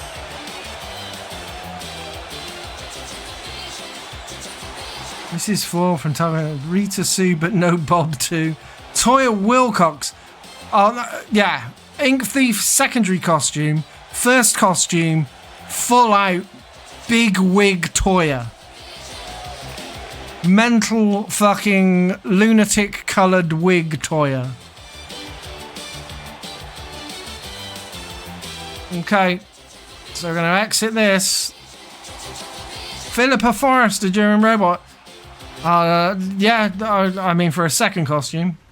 Philippa Forrester from CBBC. Right. Oh, shit. Trailer's on in the background. Right. Mad Lizzie looking like a psychopath, right? Watch this. Is depressing. When you're Oh, no. being fat is depressing. When you're depressed, nothing goes right for you, including your relationships, your clothes, your looks. So what happens?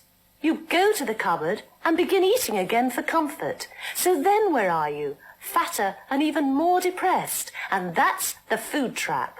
So say after me and say it every day. I'm looking after my health. Say it.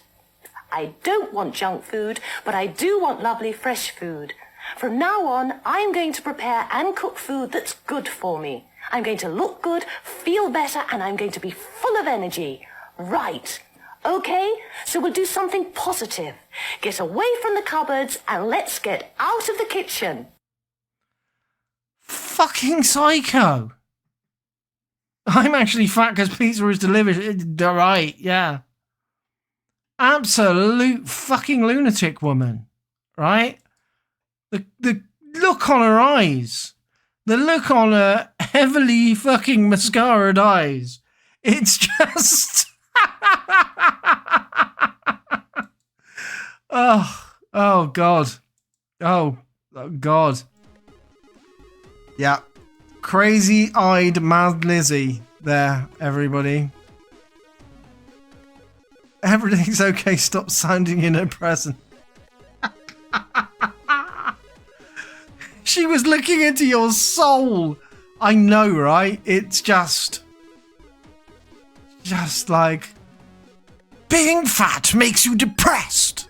Don't be fat. I'm Mad Lizzie. Fuck off, Mad Lizzie. Is smell. Hey, it's Dave, everybody. Sadly, Mr. Blobby. Ik hebben zijn fingers we hander.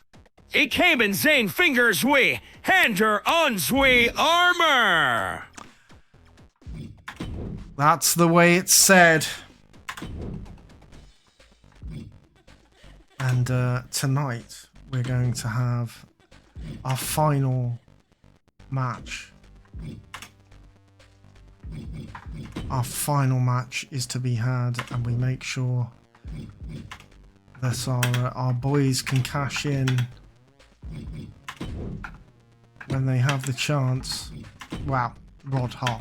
There's nobody else but Rod Hull that can cash in, right? Right.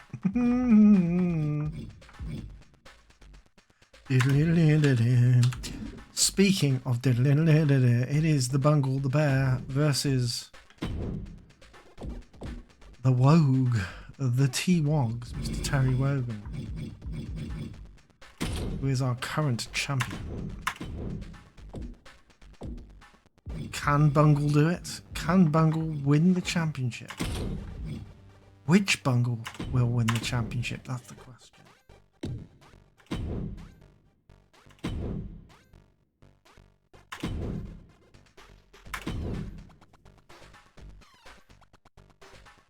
Have you dropped your man? No, it's just he hasn't paid me this month. Streaming late, are we? You're not my dad, Dave.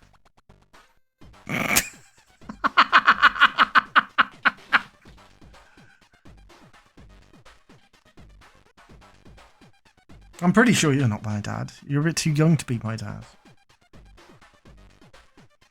I'm expecting my dad to be at least in his 60s. Maybe even older. This is the funny thing, I don't know who my fucking dad is. Anyway!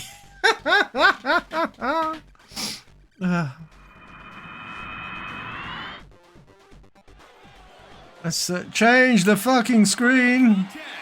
Is scheduled for one fall and is for the undisputed men's. I'm not your dad, just your mod. Your fault, by the way. I know that you will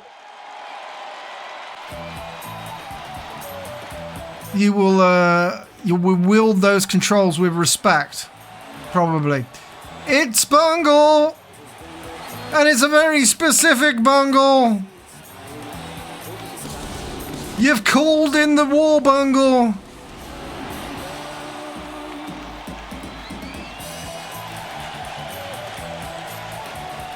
Yes!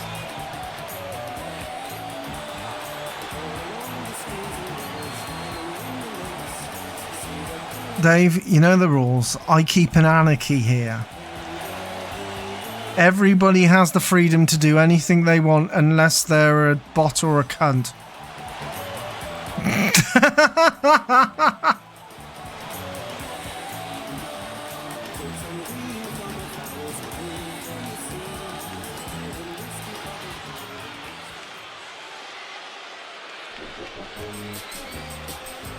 Time for your champion.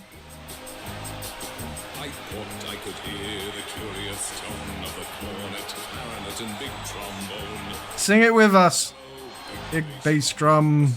The flute and euphonium. Cornium. Far away as in a trance. Dance. The sound of Up the floor, all dance.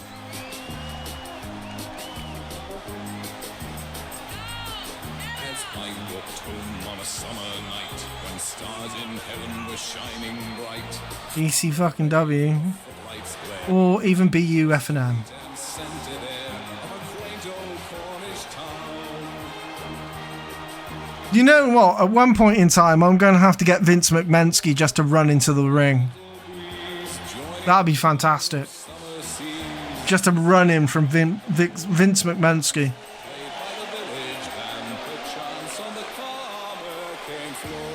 Actually, who needs Philippa Forrest to just get Matilda from Robot Wars in the ring?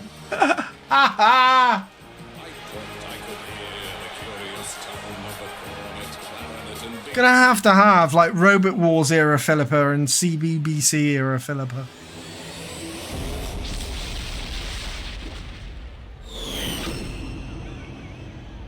Introducing the challenger from deep in the jungle, weighing in at 257. I didn't say you were a cunt or a bot, Dave. Not you. You have mod powers to get rid of mods and bots and cunts. If you indeed need to wield it. Weighing in at 237 pounds, he is the undisputed Menski TV All-Star. But the day you remove somebody who isn't a bot or a cunt, you instantly become a cunt. Get my drift?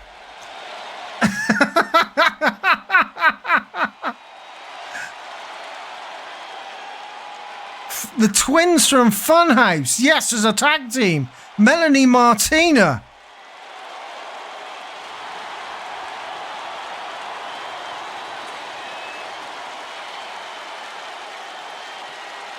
The great thing is, it would only take up one slot, right?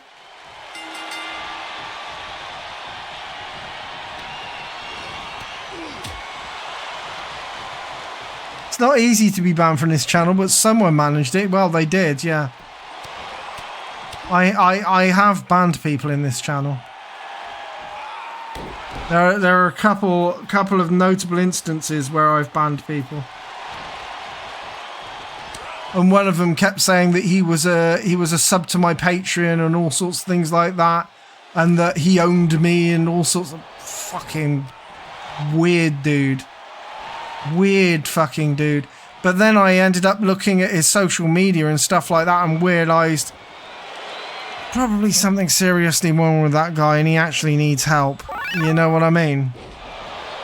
The Messy Coda has raided with a party of 10 the third Chuckle Brother, the Messy Coda!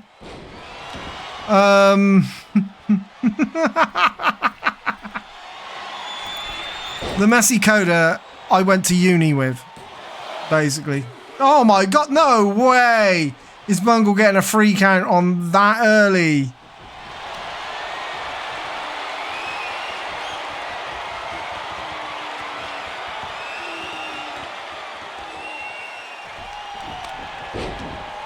Yes, there are many hijinks I have gotten up to with the Messy Coda.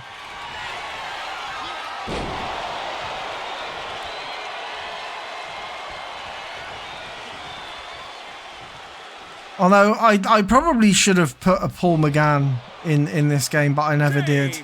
Is Smell.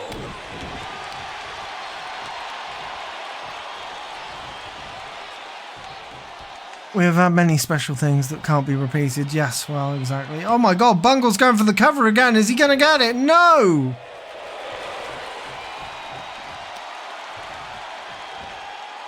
A deadlift. Into a power slam. Into a cover that was broken by a rope that unpaid intern Anton Ledeck actually saw. Clearly, Bungle has not paid Anton enough.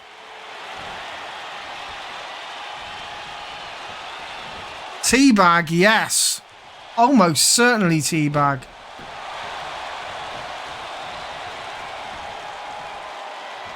Do you have both teabags? You have like Tabitha as one costume and Tallulah as the other costume? You could probably do that. Although saying that, no, you can't actually change faces on the second costume. You can only change costumes. That's a shame. So, 1, 2. Would Elizabeth Aston's face work for the second costume?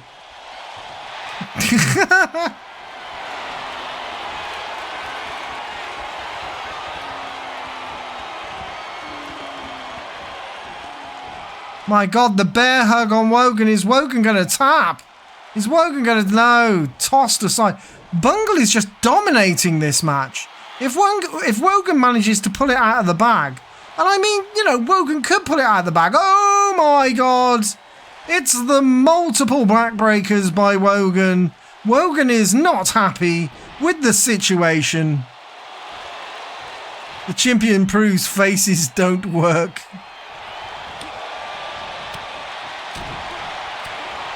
Is this Wookiee Bungle? No, this is the War Bungle. It's the Bungle that people forget. It's the Bungle that it's the Bungle that refused to take the call. 1, 2. Mrs. Columbo. No. No. Although Catherine Janeway, yes.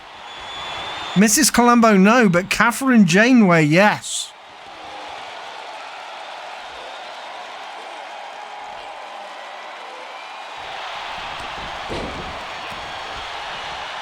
If Wogan pulls this out of the bag, it's going to be incredible. Bungle Mark 1, Bungle Mark 3 is the best now. There are several point revisions, point 1 and point 2 revisions of every Bungle, I think, after Bungle Mark 2. Oh my god, it's the Irish Cloverleaf. Well, if Bungle taps to this, Bungle has the strength to pull out and get out of the hold. Aunt Sally, almost certainly. Whoa! Springboard cutter off the ropes. 1, 2. Yeah, you're winning fucking bungle. Oh, wait a minute. Oh my God.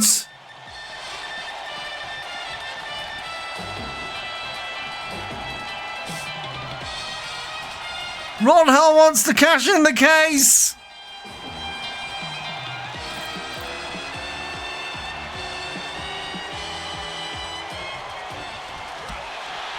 There's somebody at the door. Oh, there's somebody at the door. Come on. This is going to be a dangerous match. 2 lunatics in the ring at once.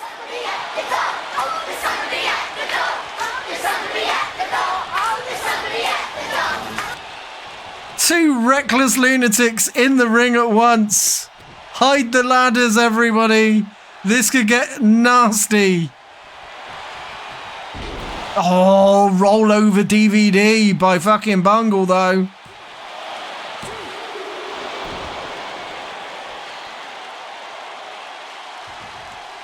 This is what we signed up to. This is what you want to see. Oh no, Bungle going straight for the bear hug on Rodhall. Rodhall can't possibly tap to this.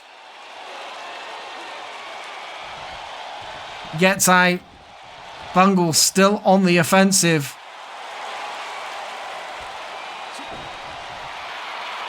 Bungle not managing to actually stick the boot in. He's faking it a little bit too much. Pulls Rodhall out for a cover. I do not think he's going to get this.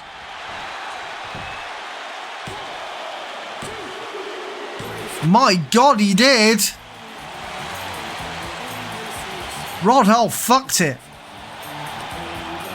Rodhall fucked it. Here is your winner and new undisputed Mentuss TV All-Star Champion, Bungle the Bear. Did Hull even try? Now that is a question that we're just going to have to answer for the rest of time.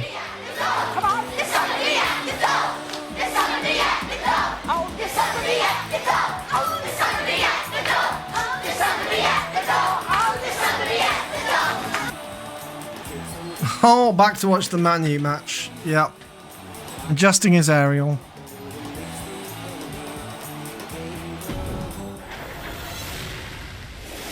Well, you know what that means, right? Extra match tonight. Extra match.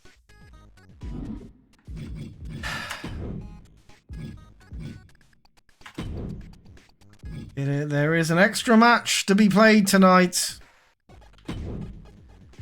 as the case needs to be re-won. It is time for the Mentuss in the Bank ladder match. Because Rodhall cannot keep what he has cashed in. Who will be competing for the Mentuss in the Bank? Well, firstly, will be yes. Yeah, he will compete for the Mentuss in the Bank.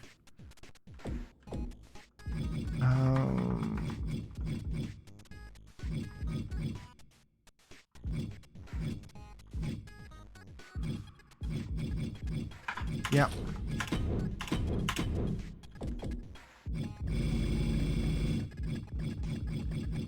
Gotta walk through these to find. Yes!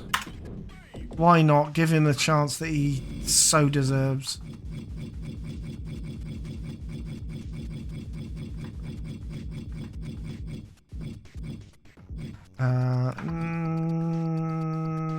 Yes. Why not? Give him the chance. He is a previous champion. He deserves a chance.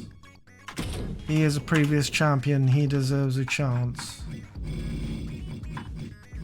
He is a previous champion. He deserves a chance. Trying to go through these and think, are they big? Are they Mentuss in a Bank material or not? That is a question that has to be asked about every person.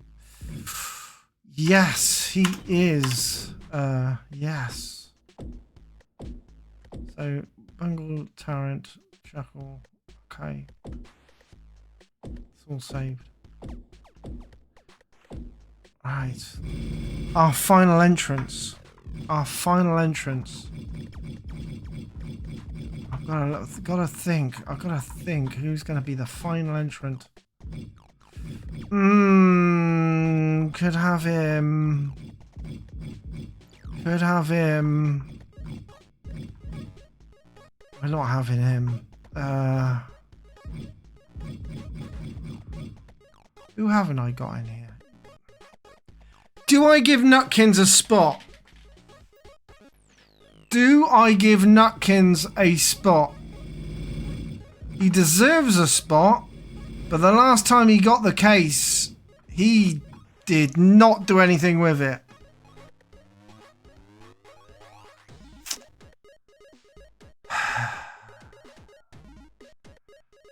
I'm going to give him the chance. I'm going to give Nutkins the chance. And just hope he doesn't win it.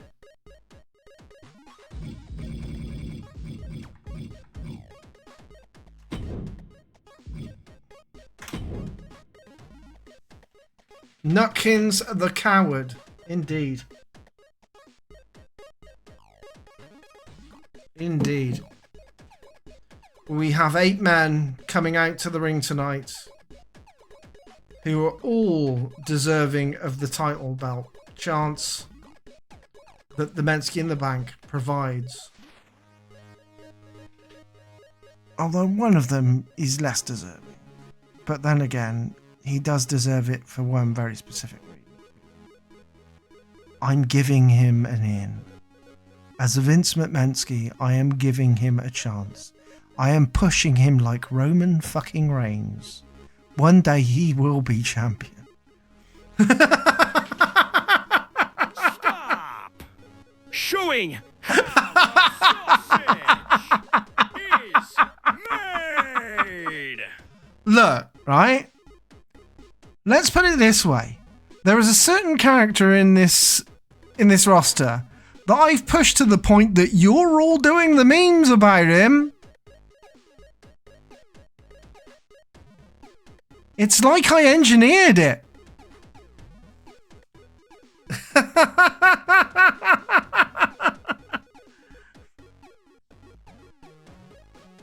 It's like I engineered a star.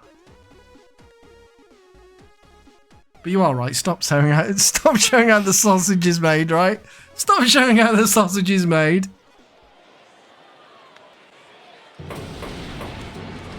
First out tonight. Saturday is Treat Day!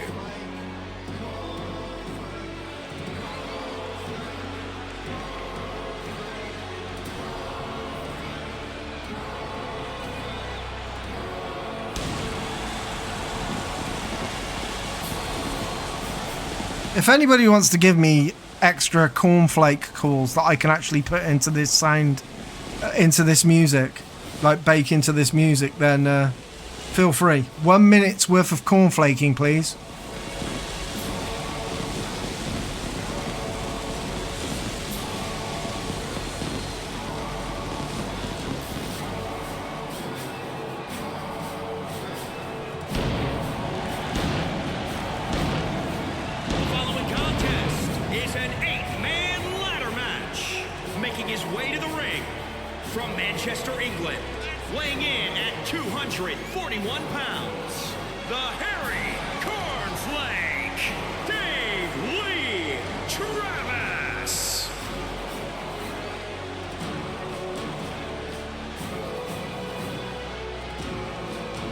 Everybody just sounds disinterested. It's brilliant.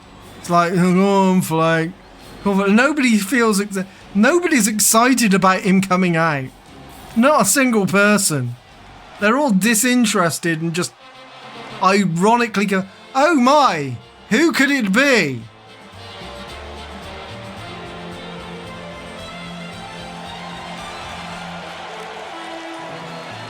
And representing Diz and Dicky from England, weighing in at 191 pounds, Dickie Davis.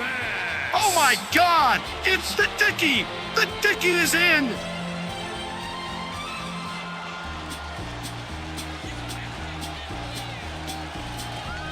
I'm pushing him like Roman Reigns and you're lapping it up.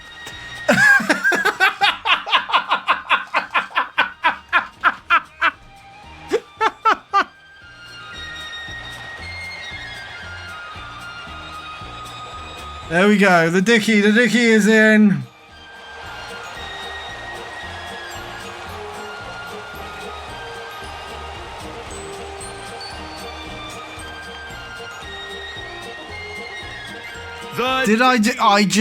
I just accused you all of just succumbing to the Dickie.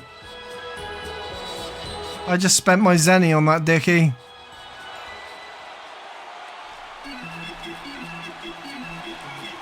Well, here we are, running around in this. And representing Black Country Strong Style from Dudley, England, weighing in at Ex-champion. 54 pounds, Lenny Henry.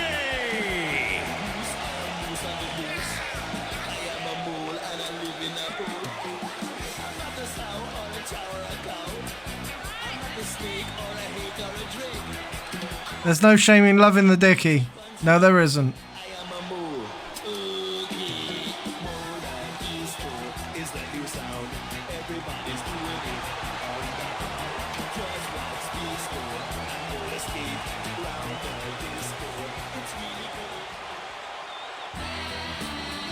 Next.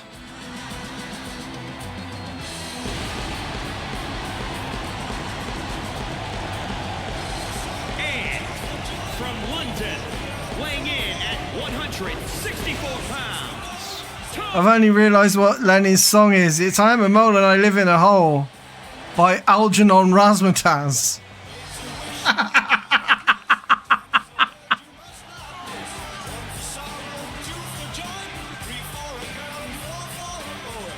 With an intro by David Bellamy.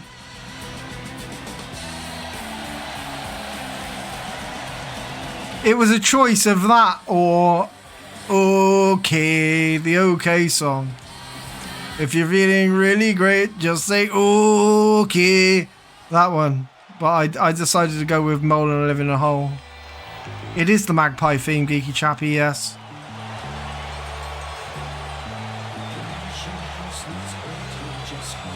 God, this From another time, weighing in at 154 pounds, Timothy Claypool. somehow this entrance has become so much better with this tune over the top.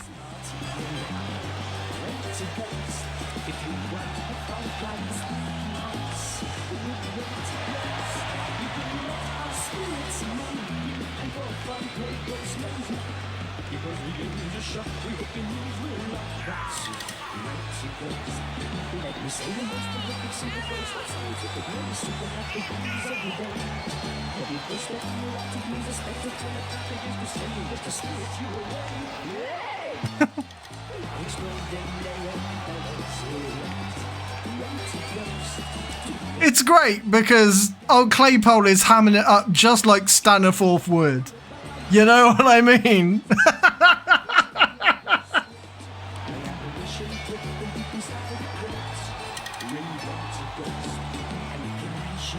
If you can't remember what Rent a Ghost is about, it is currently on ITV X Player.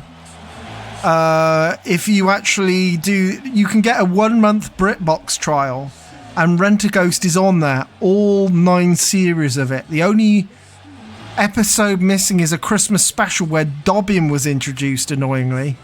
Then the reason why is because BBC destroyed all the fucking tapes in the 90s.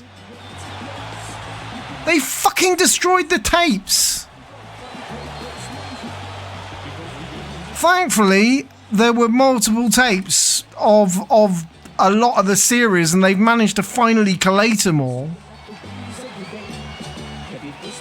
For about 1978 to 1985, I believe. Something like that. Maybe even 77, 76. I can't remember.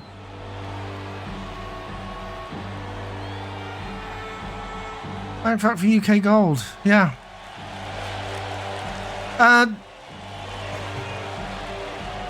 The BBC just... Yeah, some of the stuff... About to get beefy! The BBC never realised there was going to be, like, the need for digital archiving of their shows or anything like that. And... Regard my fine brisket of roast beef. Almost did a Columbo there. Beefy! Beefy! It's so beautifully beefy! Beefy! Beefy! Beefy! Beefy! Beefy!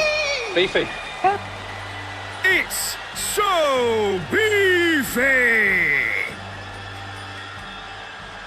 But yeah, the BBC thought that they only needed to have like a couple of example episodes in their archive. They never realised, like, this is before DVD, this is before DVD box sets. They didn't understand what digital media was going to become. So they thought having a couple of examples or a series as an example of the show was enough. Right through the ladder.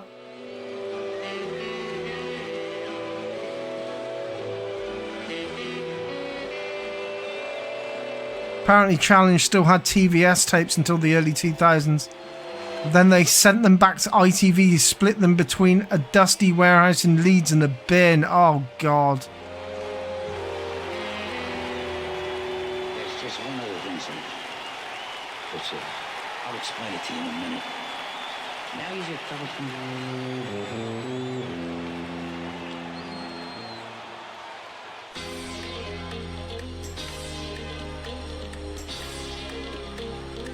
Annoyingly, one of the best entrance themes in the game now. But no one likes him because he's a fucking coward.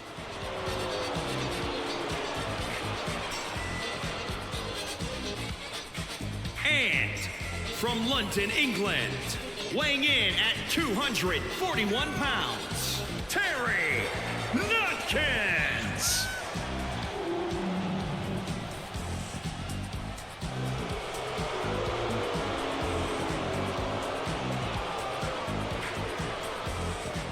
Mark Ronson in the audience booing and taking notes.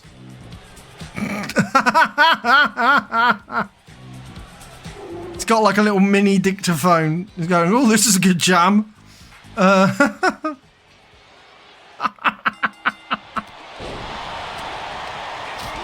it begins, as it usually does, with an awful lot of chaos in the ring and me disappearing to the fridge to get myself another beer. Excuse me. I'll be right back. I will mute the microphone just in case I go for a wee-wee.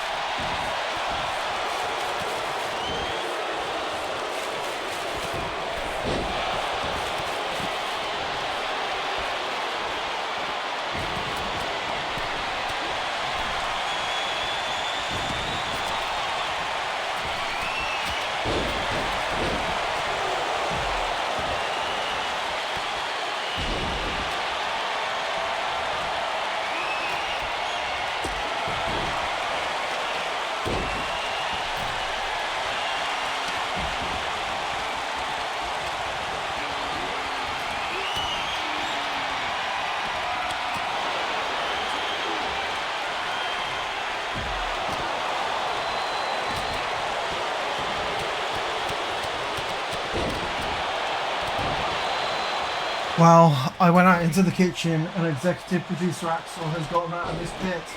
Hey boy, you want to come here? Axel, come here.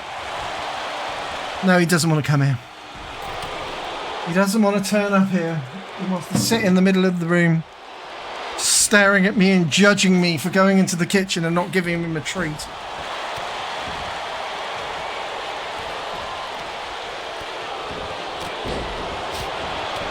Excuse me.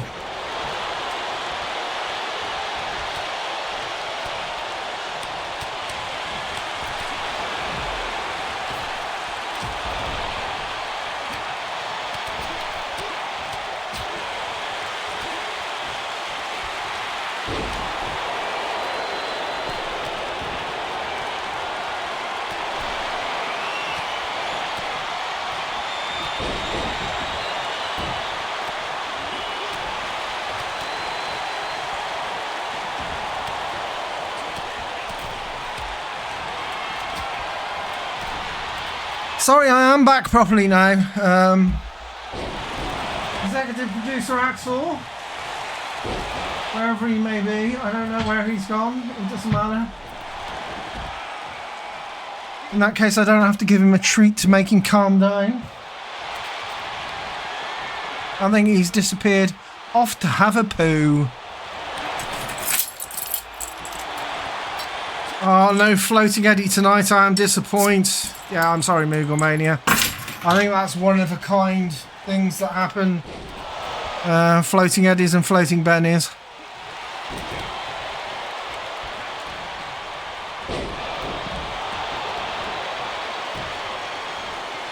There was one Troughton story that, oh yeah, the Doctor Who stories. It's amazing how they've recovered so many of the Doctor Who stories, because a lot of them were telesillied onto film. When they were sent abroad, they were all kind of like inverse telecine. It just kind of, they were taken off video and put onto film, from what I recall. And like a lot of them ended up in Africa and all sorts of things like that. And the fact that they, you know, kind of like fucking television stations in the middle of fucking nowhere having episodes of Doctor Who in their archives that, and there probably still is, you know, to this day. You know, there might be kind of, you know, unfound episodes of Doctor Who in a fucking film reel somewhere. Oof! That was painful.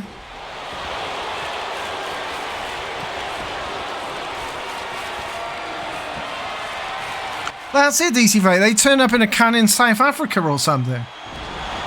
Oh my. Everybody's dead now. Everybody's dead.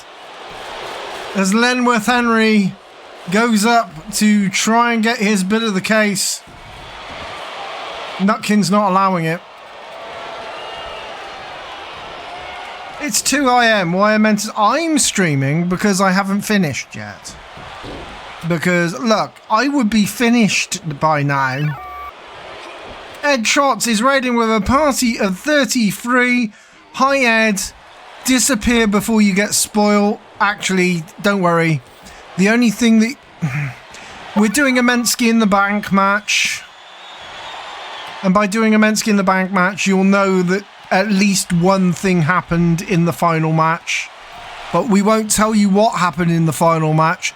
Nobody spoil it for Ed Trotz. He watches the VOD. He watches the VOD. But suffice to say, somebody cashed their Mentuss in the Bank. Whether they won or lost that Mentuss in the Bank after they cashed it in, that's something that you'll only find out if you watch the VOD. We're only looking forwards from here, not backwards.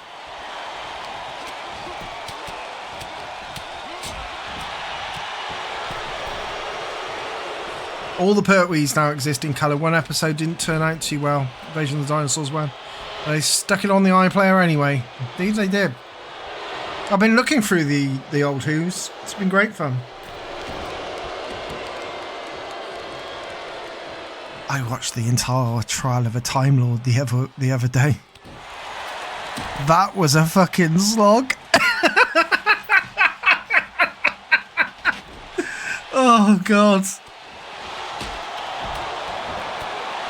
That was a fucking slog. That was a part during that time. That was a time where I became Who agnostic during the Colin Baker eras. And I know that there was some good Colin Baker stuff, but Trial of a Time Lord isn't it? It ain't it.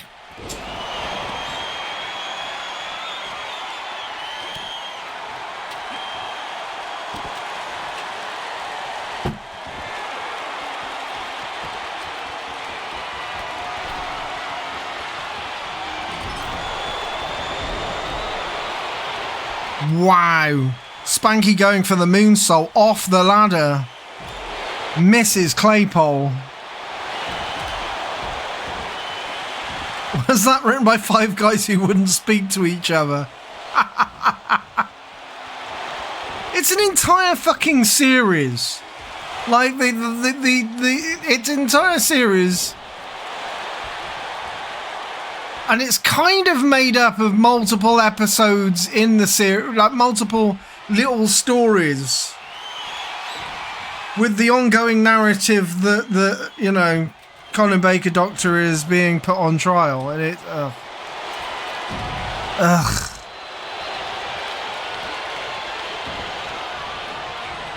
and he lets Perry die like a cunt. Anyway.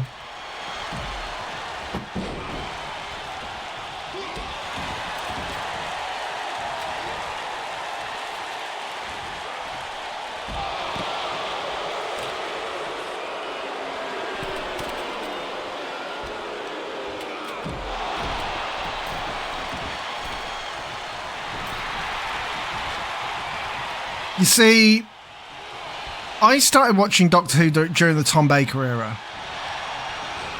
I progressed through the Davison era. Didn't watch the Colin Baker era, and then came back for Sylvester McCoy.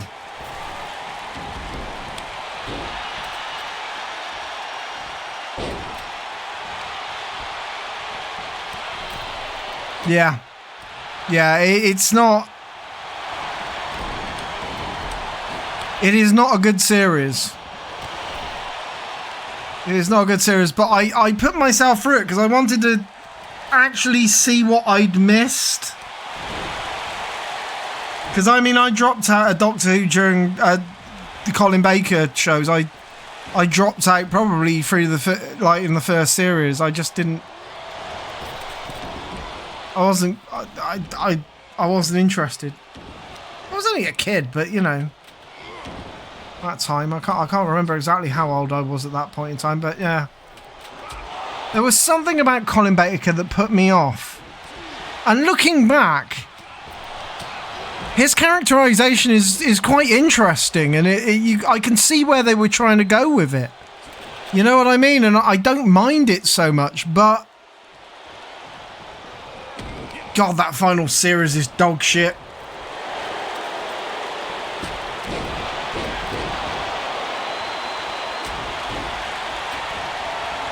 Yeah.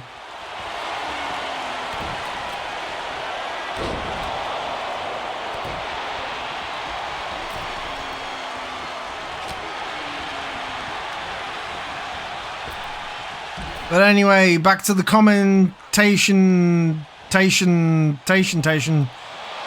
a lot of beige going on in the front of the ring as Columbo throws Dickie into the ring. Is Dickie going to go up the ladder? Dick is taking the opportunity. Being attacked from both sides. Oh my God, what is Dickie doing to Tommy Boyd? Ouch.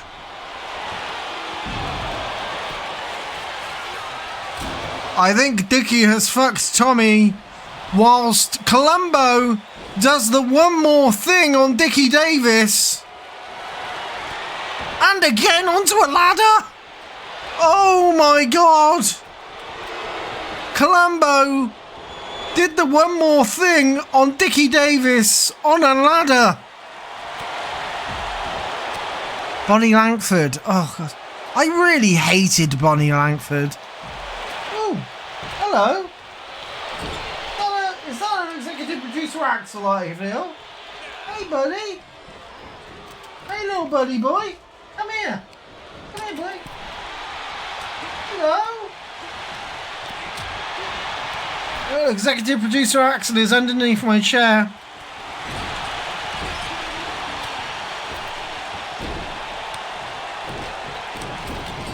Executive producer Axel is under my chair and won't get out from under my chair. Hey, boy. Hey, buddy. Alright. Oh, don't bite me just because I'm stroking here. Come on, Axel, play the game. Hey, boy. Come on up. Come on up. Come and see the peoples. Want to come and see the peoples?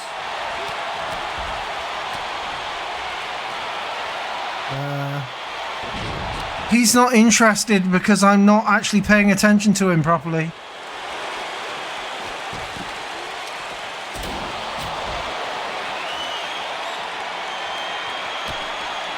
If I ignore executive producer Axel at the moment is pouring at my feet. I'm not sure what he's trying to say by pouring at my feet, but he's currently pouring at my feet. He won't come out from underneath the chair so that I can pick him up and bring him to the microphone. So he's under the chair. And thankfully I'm not moving the chair. I'm always fucking worried when he's under the chair that I'm going to move on to him or something. At one point in time I did move on to him and I found this great big fucking patch of fur. The next time I came to the chair, I went, oh shit, I ripped a bunch of fur out of the poor bugger. But he was just like wandering around. Hey boy, you led down in the middle of the... Oh God, you are... You're led down right between the legs of the chair, aren't you? You little sod. Oh.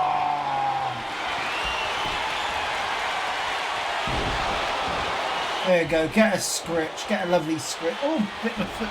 He's biting my finger.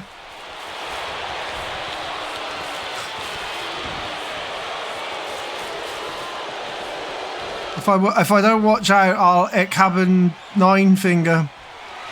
Whatever. Oh God, he is pawing and scratching at my legs right now. he's playing about. I need to get. I've got like this fishing feather chase toy that I've been using with him to tire him out, so that he basically sits in his hammock or goes to sleep after a while. Fingers we hander. Ik hebben zijn fingers we hander ons we armor. Yes. So I've been using that, and all the feathers have started to fall out. Today he attacked it with such gusto that there is only 1 feather left in it. So I'm having to buy another one from Amazon, and it's not coming until Sunday. And I'm thinking, what the fuck am I going to do tomorrow to tire him out? I do have a laser. Point actually.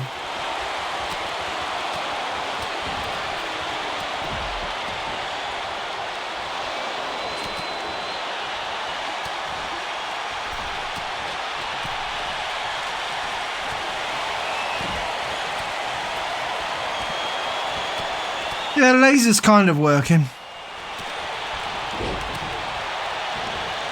Oh no, he's looking at me. Oh, hey boy. Hey buddy boy Axel. Hey bud.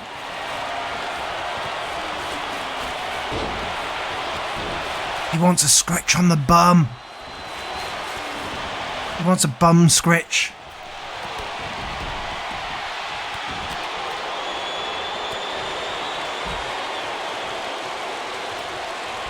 Yeah, he's enjoying his little bum scritch. Sorry about this, I'm servicing the cat.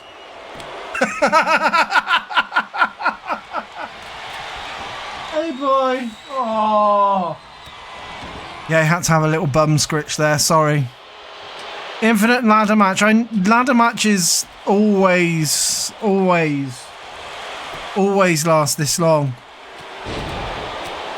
Cats do deserve love, and this cat, Vagabond Ian, I don't know if you've heard about the story of executive producer Axel, but executive producer Axel, I adopted from the local animal shelter. And I was looking at another cat, but another cat ended up getting adopted before I could see it. So I ended up seeing Axel instead, who at the time was called Walter at the shelter. And I went there and saw him, and he came up to me, and I gave him some treats, and he jumped on my knee to get the treats and everything, and I thought it was so cute that I said, yeah, I'll reserve him that moment. And then they told me that, and that was before they told me the story of what happened to him. And the story is, he was a stray. And, so they keep them in for a couple of months to make sure that nobody kind of calls them up saying that their cat's missing, because he was an unneutered, unmicrochipped stray. And at the time, he was barely, the vet believes that he was barely 1 year old. I mean, at this moment in time, he's 1 year, 4 months old. And he was found as a stray, living under a hedge. And a lady, close by to the hedge, I don't know if she was the owner of the hedge or what, she would feed him, and he'd come up, rush up, eat the food, go back to the hedge. And because of that, he is addicted to food. He's a stray, he's addicted to food. You give him any food, he gobbles it up immediately, and he'll go for more, and he'll try to eat things that aren't food. And I'm hoping I can kind of train him out of that eventually, that he'll kind of calm down. But even to this day, if I walk into the kitchen and he has a certain door open, he runs to it because he thinks he's going to get a treat. And I could give him a treat every time it happens, but the fact of the matter is that would make him a chonky boy, right? So you can't do that. I can imagine, oh Lord, he coming, you know what I mean? Yeah, I don't have an exclamation mark Axel thing, but I should. I probably should. I'll make a little video that can pop up on the screen every time somebody does exclamation mark Axel. Just a little video or something. Executive producer Fatzel. Oh, not that bad. Hey boy.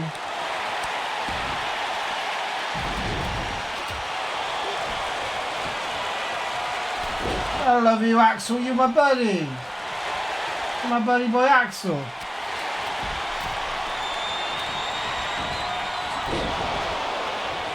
I mean, he's got a lot of nicknames already. He's Buddy Boy Axel. He's Flollop, because sometimes when he kind of sits on me when I'm at the desk, he will flollop.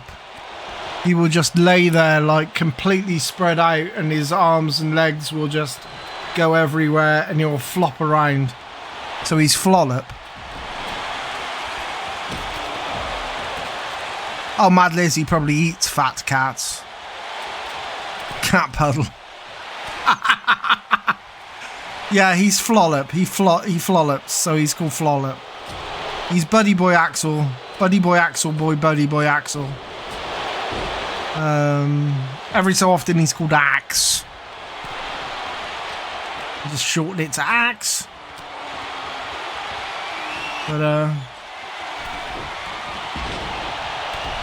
the way, Axe, I don't want to roll on you, dude.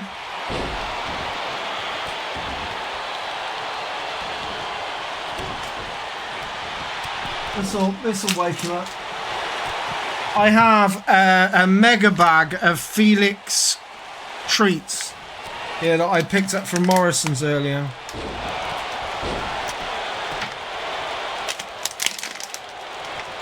Now I'll put them down next to the microphone to entice him to come up and see us. Axel, buddy boy. Buddy boy Axel. Little buddy boy.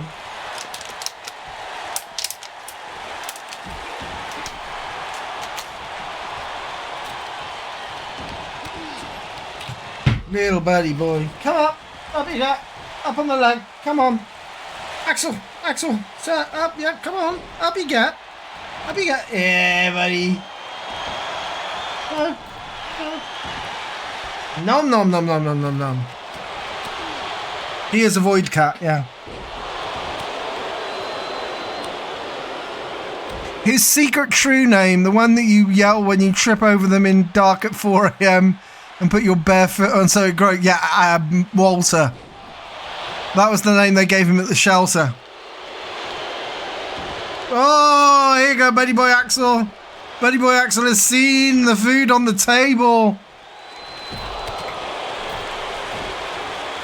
He has seen the food on the table.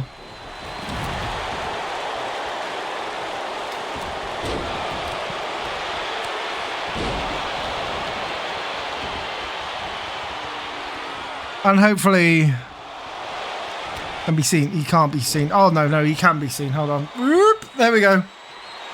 The void cat. Yeah, you can't really see anything apart from my second screen. Alexa, light on. Hello, buddy boy Axel. There you go. God. Can't get on the... What are you doing? What are you doing, buddy? What are you doing, buddy? Gonna step on the keyboard? Is that what you're gonna do?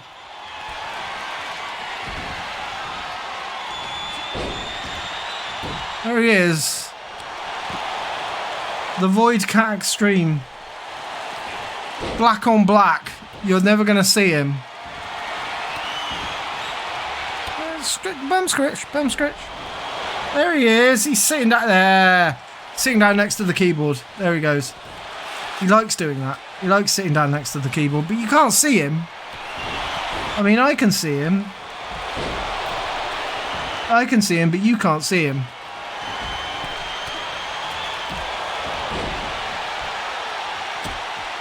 He reflects zero light. He does. There's a bit of light on his back. A bit of light on his back. There you go. A bit of light on his back. But from the front, he is... Oh, shit. No. Oh, shit. Oh, wait a minute. No, you can't play with the laser. No, you don't play with the laser like that, Axel.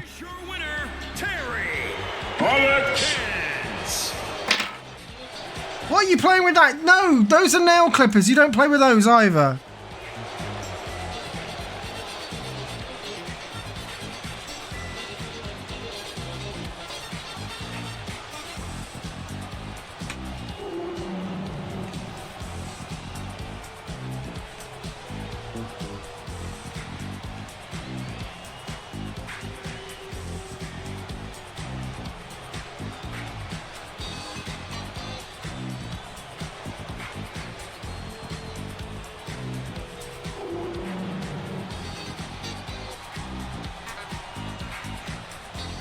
We'll see him in another 3 months.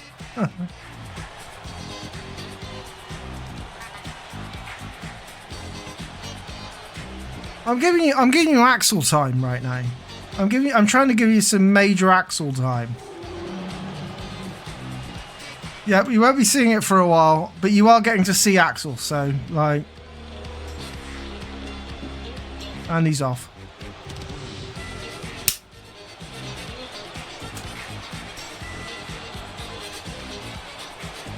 And he's off.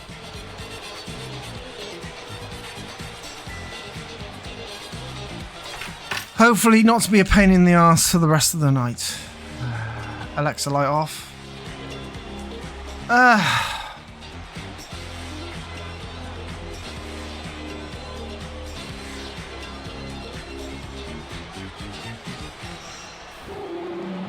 Booger shape, funk shape, fucking sphincter, asshole up your ass, up your cunt. Fuck you sideways, you fucking boring fucking whore. Fuck off, you cow.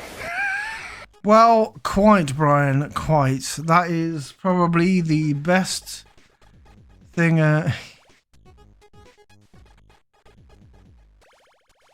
is now 1,297 days since Nutkins cleaned the box. The dark times began then.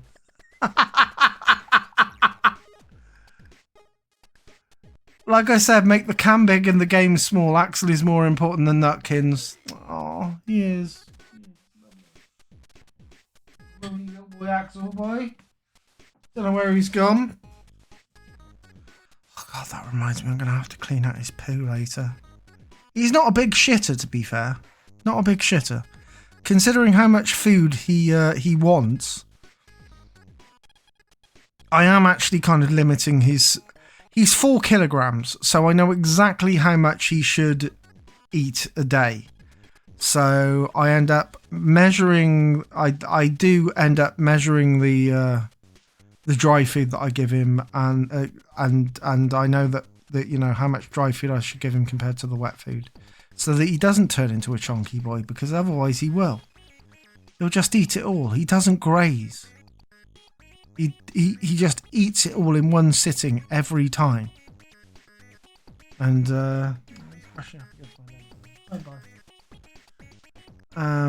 so I just have to do that. You know what I mean? And I'm willing to do a lot of things. What's he doing now? Has he jumped on the DJ Axel? Get down. You're not a DJ. Get down. Off the decks, Axel. Get down. Sorry a minute. Come on, Ax. Don't be a dick. Get off the mixer. Thank you. Axel's new trick. He likes to pretend to be a DJ and he gets on the fucking mixing desk. He never used to do it. He's only started doing it recently, and I think it's because he's starting to get antsy and he wants to go out of the house. So if you've seen what I've been doing on Twitter, I've actually ended up buying him a load of collars, embroidered collars that say "Do not feed" on them. And I'm also getting him a couple of like little tags that attach to the collars via silicone that have his name, my phone number, and "Do not feed" on them as well. And once I get those, and I can kind of make up a proper collar for him that has all the information that's needed, because I've been collar training him for the last week, slowly but surely, kind of giving him a tighter collar and everything so that he gets used to it. So once that's done, I'm opening the window and letting him out, see what happens. If he strays, if he goes further afield, he's got information on him that gets him back home. Even though he is microchipped, so you know that information is there. So if they took it into a vet or something, a vet could scan the microchip, look in the database, they'd know it was mine. So that's not a problem as well. But it's a second layer of protection, having a collar with information on that's needed. Know what I mean? What are you doing, Axe? What are you doing? Where are you going? What are you doing? Hey, boy. No, you're scratching. Sorry, dude. You're scratching on your little map I gave you. Oh, well done. Stop scratching the back of my fucking sofa. Right. He's bringing back the DJ Cat Show. With a D and a J and a capital K. Maybe he is. Yeah, I'm going to have to actually... I'm going to actually have to tire him out again, because he's walking into the... He keeps doing it. He walks to my chair. He goes into a few alcoves near my desk, and then he walks into the desk alcove of my DJ desk, and then he goes on top of the DJ thing, and he keeps doing that. He keeps going back and forth. And every so often he'll walk to the the shelves where my Marvel figures are going. He'll jump on one of those, and then he'll jump off when the figure falls down on him. And he used to do it on the Turtles ones, but I've got like this plug-in kind of thing that supposed to make cats calm, so I've got that plug-in. And because that plug-in is around there, he kind of like goes, "Oh, I'm a bit too chill to do that," and he doesn't go there.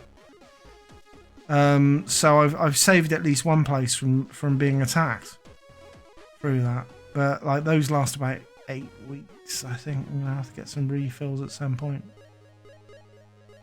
What I was going to do, if Buddy Boy Axel decides to calm down a bit, was watch a video at the end of this. I don't know what I've got. Hold on a minute. Let's see what I've got. Oh yes, I've got that. Let's watch that. Let us watch that. That is some weird fucked up shit. Well, it's not weird fucked up shit.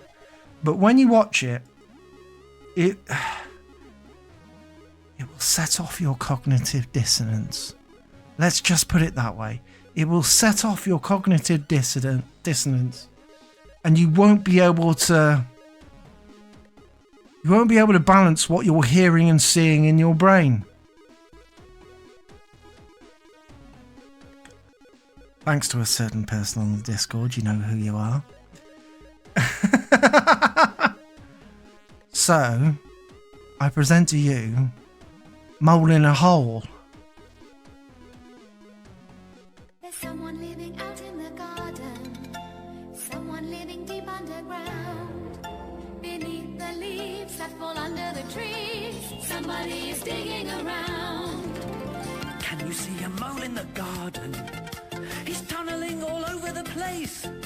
With his tiny pink claws on the end of his paws, he'll meet you with a smile on his face. It's a mole in the hole, and he's saying hello. So wherever you are, Get ready, let's go. 'Cause we're looking for a mole in the garden, and we're looking for somebody we know. who can it be? Just wait and see. Can you see a mole in the hole? A mole in the hole. Mole in the hole. Mole in the hole. Hello, welcome along to Mole in the Hole. My word, you three look tired today.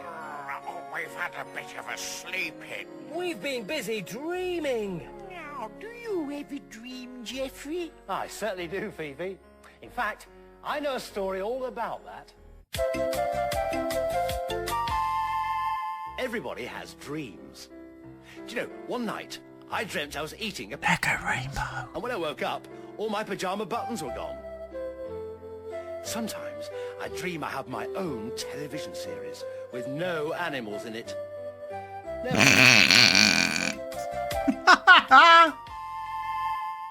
At the seaside resort of Cobbleham by the Sea, Freddie, Fifi and Norman were enjoying their holiday.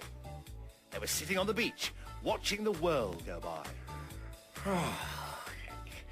Norman, why are you only wearing one glove? On the telly, the weatherman said this morning would be warm, but on the other hand, this afternoon would turn cold. I think the I love the sea. I think the Mandela effect has kicked in. Be a deep sea diver.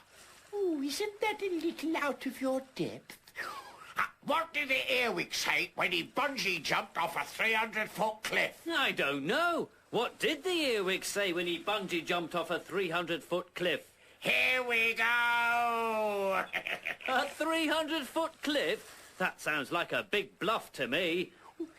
How did you get on in the slot machine arcade? Oh, that was very strange. I put 50p in the change machine, and I'm still me. Oh, I love being by the seaside, don't you? And what's worse, I bet she knows a song about it. What's worse? We'll be playing on the beach, digging in the sand, splashing in the sea, waving with our hands, running round and round so everyone can say, this is what we do on our seaside holiday. Sing along, and everybody. I know everybody knows the song. Take a bucket and spade and go down to the dunes. Picking seashells and pebbles and a starfish or two. Build a castle of tall out of golden sand. Take a stroll on the prom, you can hear a brass band. When we turn the corner and we see the sea. Romania, nothing is real. We'll be playing on the beach, digging in the sand. Checked my drink to make sure I didn't spike my own drink. Running round and round so everyone can say, this is what we do on a seaside holiday. Watch the waves rolling up at the edge of the shore. Take a fairground ride like we did before. Eat a picnic lunch and a cool ice cream. You can paddle and swim in the deep blue sea. When the spike is so it makes fucking sense. blue, It's holiday time, so here's what we do. We'll be playing on the beach, digging in the sand, splashing in the sea, waving with our hands. running round and round so everyone can say, this is what we do on a seaside holiday. Playing on the beach, digging in the sand, splashing in the sea, Waving with our hands. running round and round so everyone can say, this is what we do on a seaside holiday. when the sun is out and the sky is blue, It's holiday time, so here's what we do. We'll be playing on the beach, digging in the sand, splashing in the sea, Waving with our hands. running round and round so everyone can say, this is what we do on a seaside holiday. This is what we do on a seaside holiday. Rio, Kazuki, I don't think you should tell anybody any of the info on this, and we just find more episodes to show everyone. Because the less everybody knows about this, the better.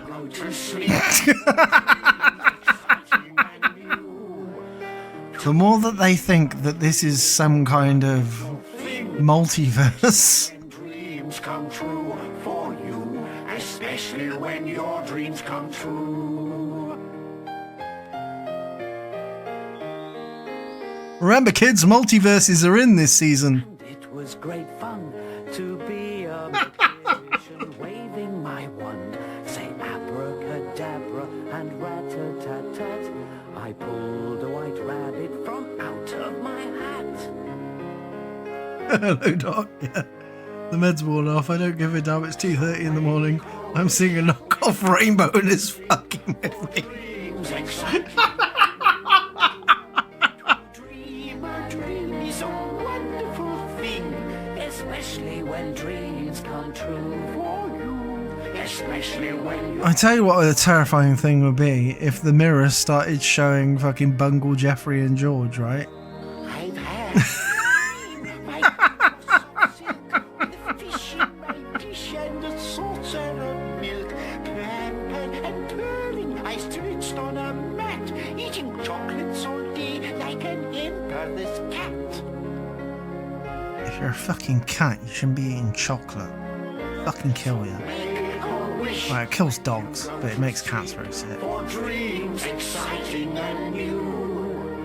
To dream a dream. Oh my god, Jeffrey looks depressed as fuck. Especially when dreams come true. For you. Especially when your dreams come true.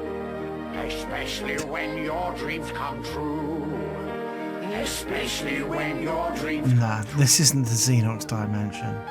I dread to think what fucking Biffo would come up with the Xenox dimension of Rainbow.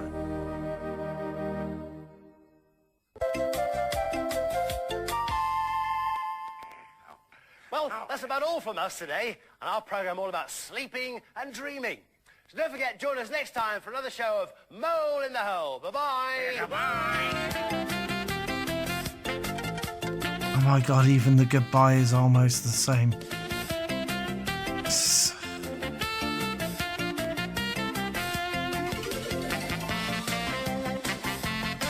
What you're feeling is the correct thing to feel right now, okay? I know all your brains cannot cope with the fact of you seeing familiar voices coming out of very, very different characters. And Jeffrey.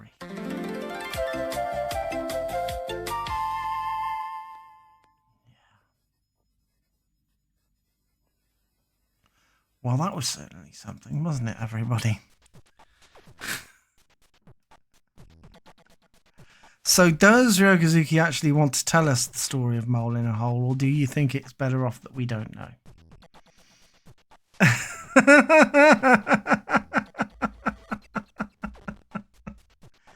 You think it's better off that we don't know, we just find more episodes of Mole in a Hole just to fuck with everyone?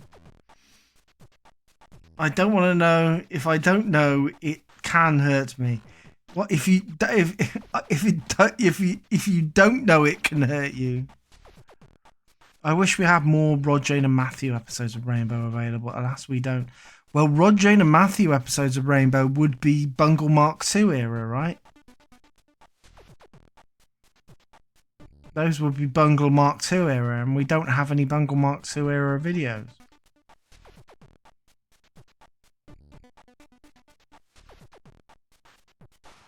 I mean, it's not a very long story. Let's find more. Yeah. It was a GMTV show, so I don't know. Nobody's ever awake that time in the morning to fucking tape things, are they? You know what I mean?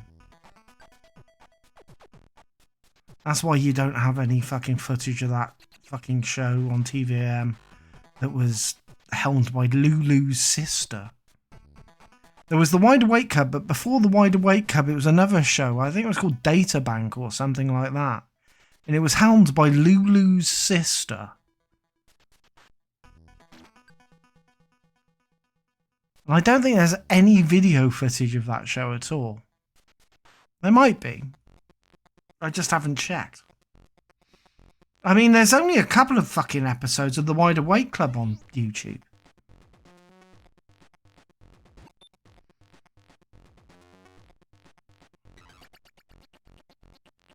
I'm asleep. 23 anti-meridian. Still alive. Just go. You're probably better off just going. I don't think anything more will happen tonight. Although I'm kind of tempted to have a look to see if I've got anything more. Because I just don't want to go to sleep at the moment. What else do I have? Because I've been collecting bits and pieces. No, I don't have anything. Oh, wait a minute. Where is this? There once was an ugly duckling with feathers all stubby and brown, and the other birds in so many words said, "Get out of town, get out, get out, get out of town."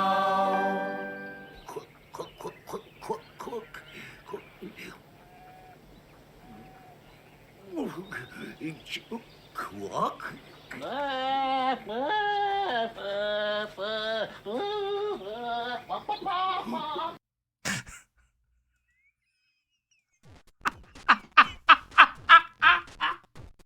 Oh god! Oh fucking god! Hopefully, no, it wasn't. I think the tablets are kicking in.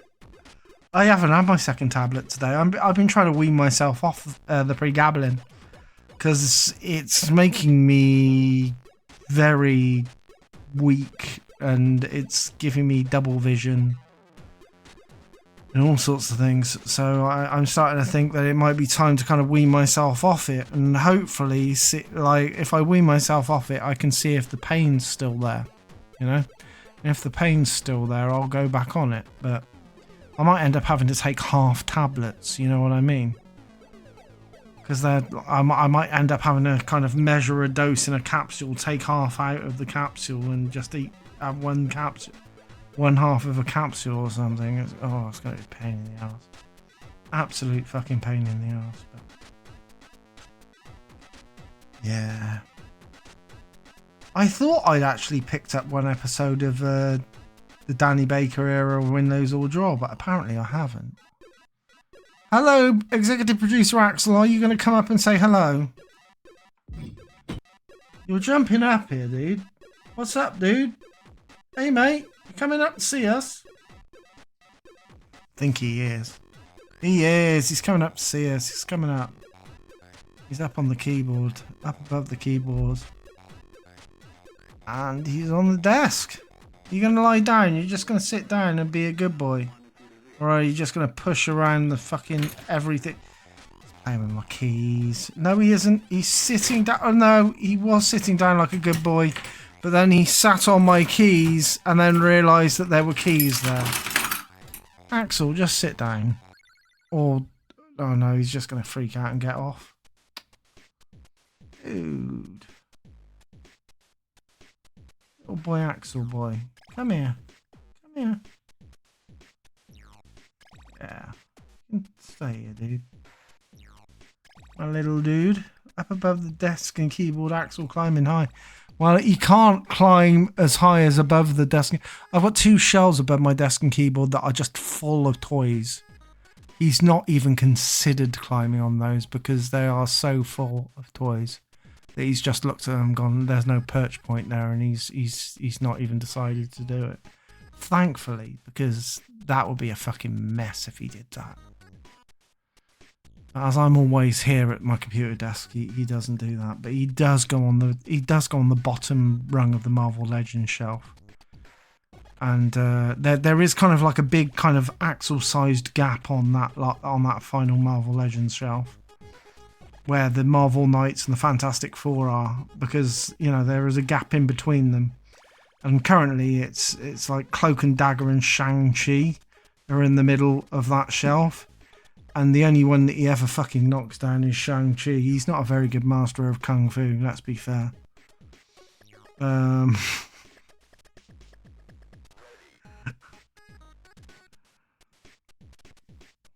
yeah, the Marvel Knights selection. It's basically the Midnight Suns and the Marvel Knights. So it's like Daredevil, Doctor Strange, Morbius, Blade, Ghost Rider, Shang-Chi, Cloak and Dagger.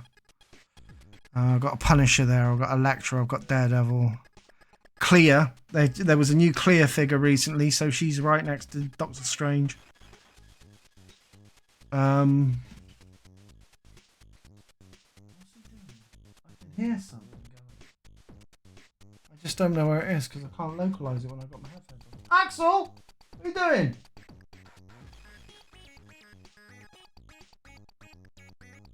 I don't know. Kittens can't yet open the bedroom door. The adults can, but the kittens... Yeah, adults can, but no, they're not supposed to. The kittens harass their adults till they open the bedroom trying to get away. The kittens follow them in and the adults... Oh.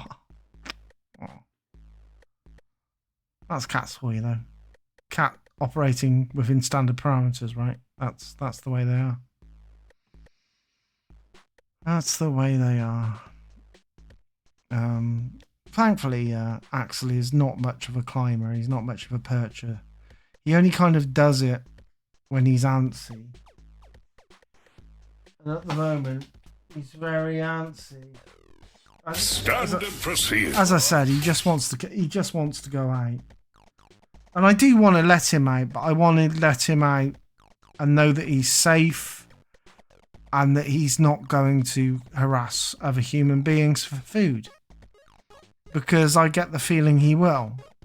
He will run up to other places and he'll try and pretend to be the stray that he has been. And try and get food from him. So I've got to have this collar on him saying, do not feed. Do not feed that fucking cat. He is owned and he is fed.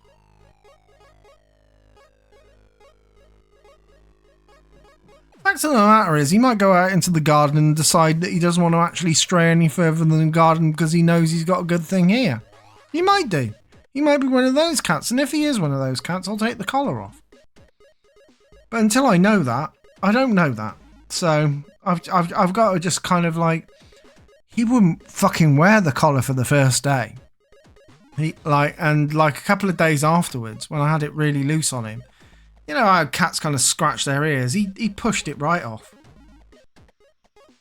And it is one of those kind of breakaway collars that can break away if there's enough tension.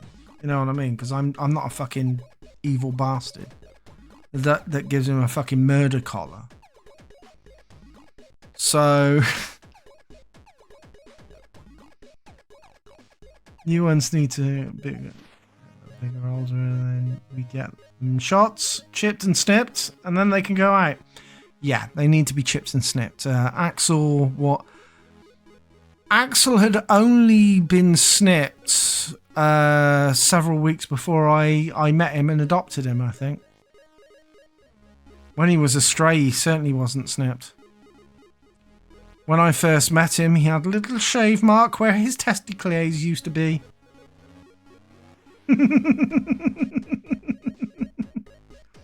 You could see his little bollock scars.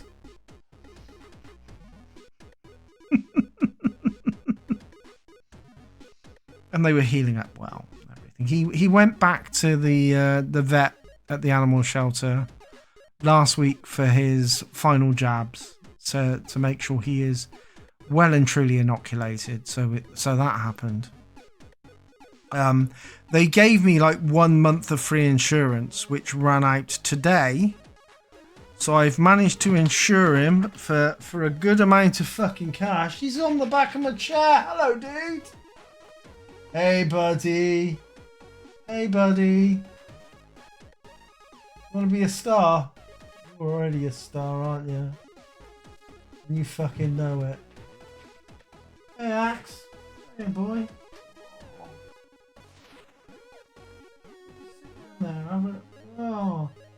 Sit down there and not knock a bottle off the fucking thing. There we go. A lovely boy. He's a lovely boy.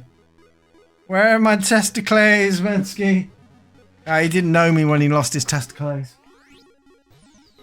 That was slightly afterwards. I met it. When I met little Axel boy, Buddy boy, he was bollock free, but only just. I don't know what kind of situations he used to get into when he had his bollocks, but now he doesn't have his bollocks. He's still a fucking menace. Hey, yeah, you're a fucking menace. You're a menace, but you're a lovely menace. I won't be without you. It's so nice to have a cat back in the house. I haven't had a cat in the house for like about 10 years. Previous cat was a rescue cat called Cindy, who was absolutely sane. Tortoiseshell, she was. A little insane little tortoise. We had her for like 12 years or so. Then before that, I had a black cat called Timmy, who was my buddy forever. We were BFFs, me and Timmy. It broke my heart the day it turned out he had mouth cancer. Broke my fucking heart. Now I remember my uncle coming back up the steps of my house to say, "Yeah, I'm afraid we had to put him down." Ah, Axel, get your claws out of my feet! Ow! You little bummer! Oh, that really hurt. Oh, Axel, calm down. Calm down. You're lying next to my feet. You expect me... Oh, God. Cat warranty expired, yeah. No, I got a decent policy. I did get a really decent policy, actually. Because an awful lot of policies basically say... The amount you can claim per condition is unlimited, but yearly you are limited to a certain amount of money. So, for example, they say like unlimited conditions, but you can only claim for like £1,000 a year. Right? So the one that I went, he's got playing with his toys. The one that I went for was like like £4,500 per condition a year, and the amount that you can actually claim is unlimited. So if he gets one complaint, you can get 4,500 for that complaint. If he gets another complaint in the year, you can get 4,500 for that, and so on and so on and so on, and that's unlimited. Rather than saying, oh, you can have an unlimited amount of complaints, but you can only claim 1,000 a year, which is just ridiculous. So it's like 4,500 per complaint, and you can have as many as you want. Well, not that you want that many, you know what I mean? So I got him a policy like that, and it's also insured for lifetime stuff. So if he ends up having a complaint that affects him for the rest of his life, that's always covered. That is going to be always covered every year. So yeah, I got him a really good policy. I think he deserves it because he's little Axel Boy Cat, and I love him very much. Even when he claws at my fucking feet.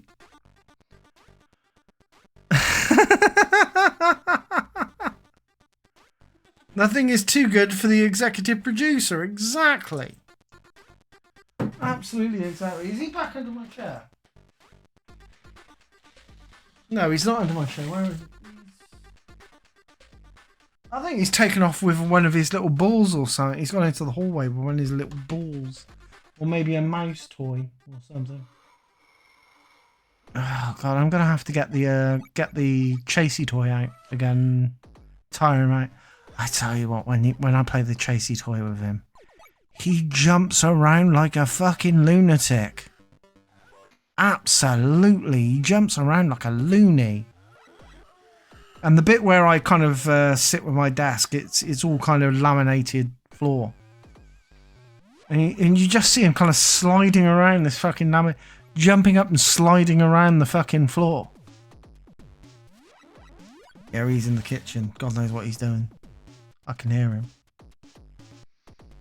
I can hear him.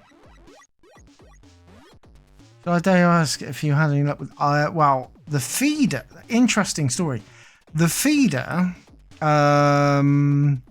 they finally admitted there was a fault with the feeder. And they said, we're going to be testing a new feeder for you. Make sure that it works and we'll send it out to you. And I'm there thinking, they think I broke the fucking feeder. They must think that I broke the feeder. But they can't 100% guarantee it, so they're sending a replacement. You know what I mean? So they're testing the feeder before it goes out to make sure that it works. So that if I get it and it breaks down again, they'll know that I'm the one that fucked the feeder. You know what I mean? It was that kind of thing. So the feeder is currently on my kitchen table. It's unopened. I haven't opened it again. I haven't got it out again. Because the honest truth is, I'm a little bit worried that I did break the feeder. Or at least I didn't break the feeder, but Axel broke the feeder. Yeah. I get the feeling that Axel broke the feeder. So the first time I use the feeder, food comes out the bottom. Axel sees that there's food coming out the bottom, and he instantly thinks, that hole has food in it.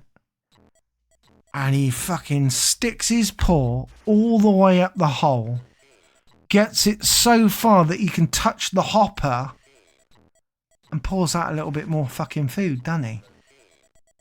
And he does that a couple of times, and I'm worried that he fucked the mechanism doing that. Like Homer Simpson with a vending... Yes! Absolutely, he did that! Axel did that!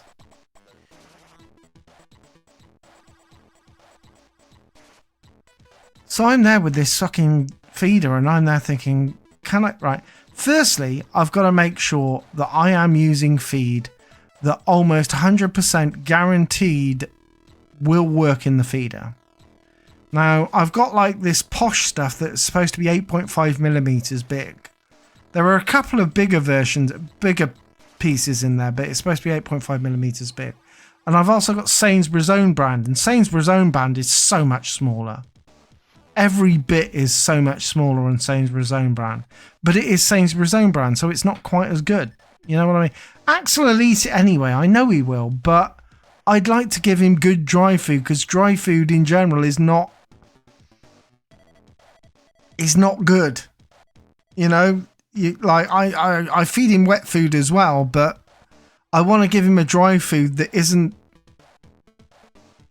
going to fuck his fucking kidneys and liver up eventually if he eats too much of it. You know what I mean? So Sainsbury's own brand, great. It's like £3.50 for a 1.5 kilogram bag. I've got loads of bags of it, all stashed up and ready to go. Right? And this stuff that I had previously, it was like 10 quid for a 2 kilogram bag. It was really expensive stuff. But there are bits in it that are slightly longer than usual. And if, like, this fucking mechanism doesn't accept any of that shit and just goes, nope, seizing up after... Because it was basically seizing up after about 10 turns of the wheel, it had seized up. And I was there thinking, I don't think the motor's got enough power. Because it's supposed to kind of, like, move this kind of circular dispensary thing in the hopper. And it's not moving properly. And I said, even when it hasn't got any stuff in it, I'm pressing the button and I'm going to do it when it's empty again this time to see if that fucking motor's got any torque in it. Because the previous motor certainly didn't. You need a bit of fucking torque in a motor that has to, like, there is the weight of like 1.5 kilograms of food going on top in that hopper. You can put 1.5 kilograms of dry cat food in that hopper. It's a big fucking hopper. So for it to have like that 1.5 kilograms of food just on top of it and being able to move this fucking wheel inside and move the mechanism inside, you've got to have a bit of fucking torque in that motor, right? You've got to have a bit of fucking torque in that motor. And like the previous one that I had, there was no fucking torque in it at all. So I'm sure I didn't break it, but they are setting me up. They're clearly fucking setting me up. They're clearly going, oh, well, it worked in our warehouse, so if it breaks down again, it's your fault. You get what I mean? That's how it feels. I wish I hadn't bought the more expensive one. Because there was a less expensive one that didn't have a camera in it. I bought the more expensive one with the camera so that I could, like, just see Axel with the app. You know what I mean? If I was away and I could see Axel boy in the house. It was to keep a fucking eye on the lunatic cat. You know what I mean? You know?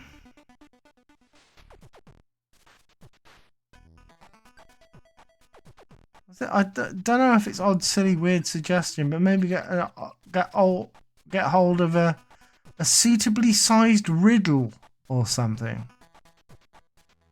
Riddle? Am I missing something here?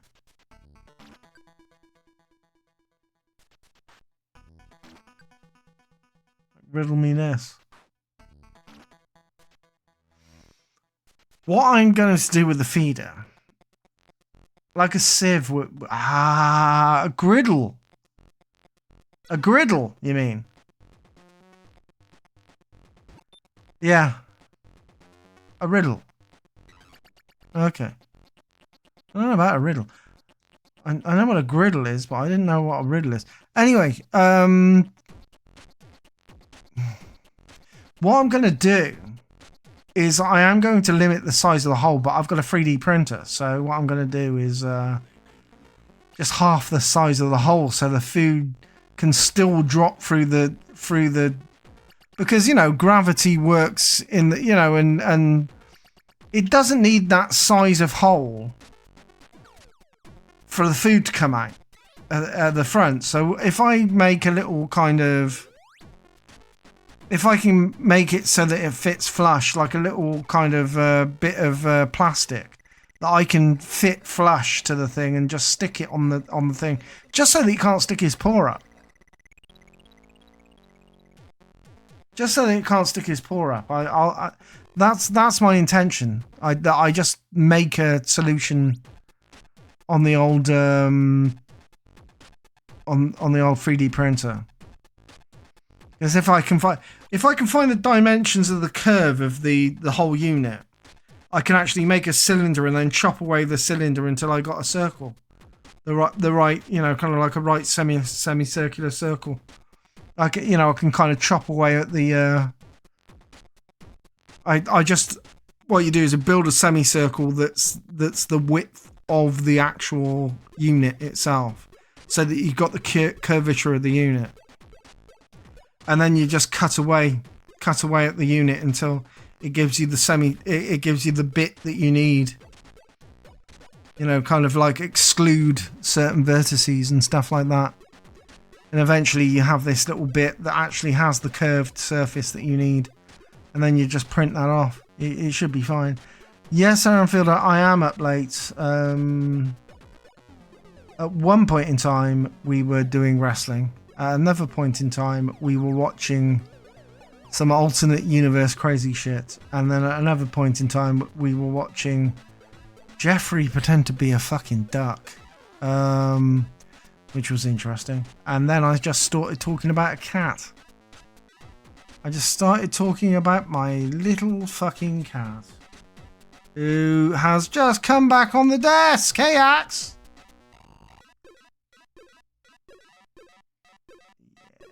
He's come to sit down on the desk. He's come to sit down on the desk. And that means that we have like a brilliant vision of Mr. Void Cat. Hold on a minute. Probably have a brilliant vision of Mr. Void Cat. No, well, we don't. You can't see him. You can't see him at all. All you can see is shadow. All you can see is my two screens that have nothing on them and shadow. But he is there. He is right there. That is Axel. That is Axel, my little Void Cat boy. Hey, little Void Cat boy. Gonna say anything to your fans? Let's scritch the void. Scritch the void. Scritch the void. Oh, he's moved up to the camera. He wants to say hello, but nobody can see him. Hey, boy. You don't want to say Muse tonight, do you? You want to do Muse? Big Muse? Because you are a Mewy cat. Hello! You are. Hello! Everybody's saying hello to you, Axel. Alexa, light on.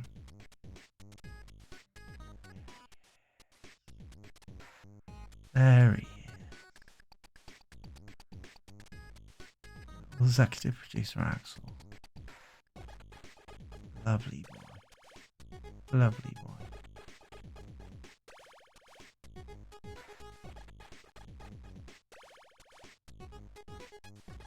He is a lovely boy. He is a lovely boy. So, alright, you fishing now, Mentuss? No, I'm not fishing. I'm just playing with the cat. I'm just playing with the cat.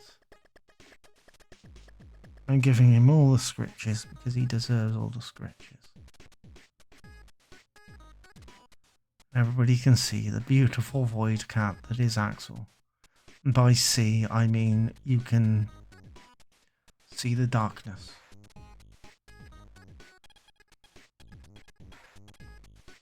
Because he's coming a little bit further again.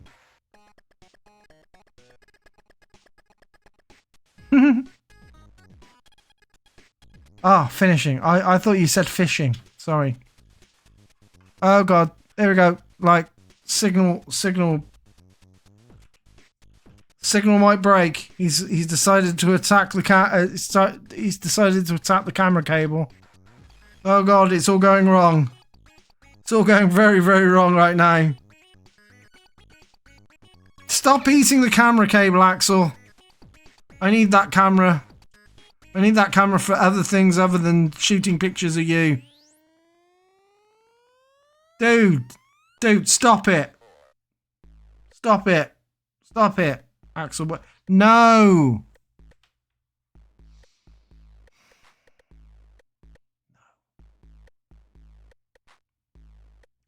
Yeah, wrestling finished ages ago and now we're on cat talk. Stop it, Axel, please. You just want to hunt.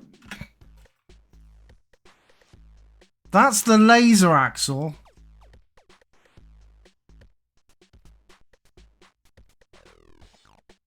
That's the laser.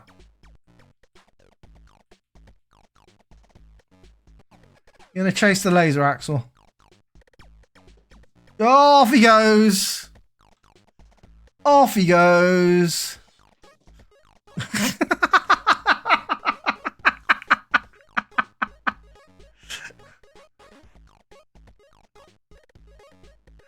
Off he goes.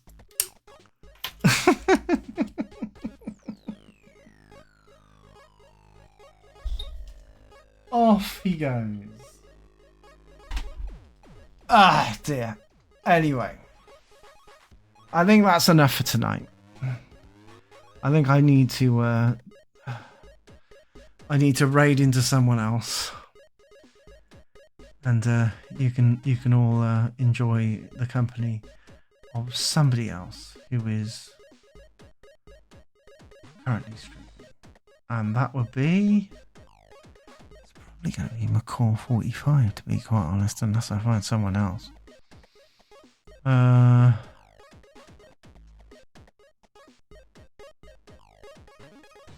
Do we have to go home? You never have to go home. Right, let's have a look. I have nobody else. I have nobody else in my list apart from McCall 45. Oh, hold on. We got a Mew. We got a Mew from the Mew Cats. Where are you, boy?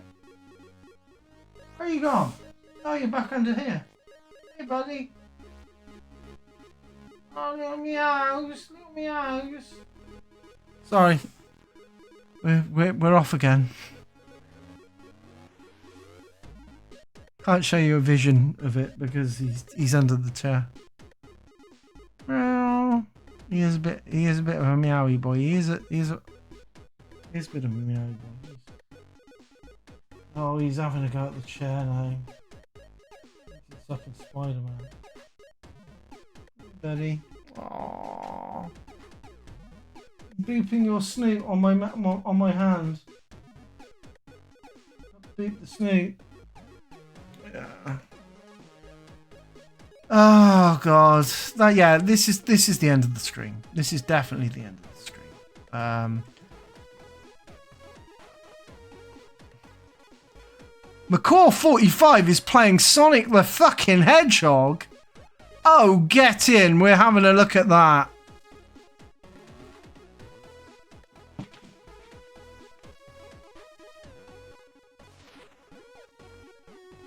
Remember to get your dickies out in chat when you go to see McCall 45. Tell him Sonic the Hedgehog 1 is shit. No, it's not. It's not shit. But he is in Marble Zone. He is currently in Marble Zone, and Marble Zone is shit. Nobody likes Marble Zone. That's the reason why they never did another Marble Zone in any of the Sonic games. But we will raid McCall 45 now. And you don't have to go home. But you can't stay here. Bye-bye, everybody. Bye-bye.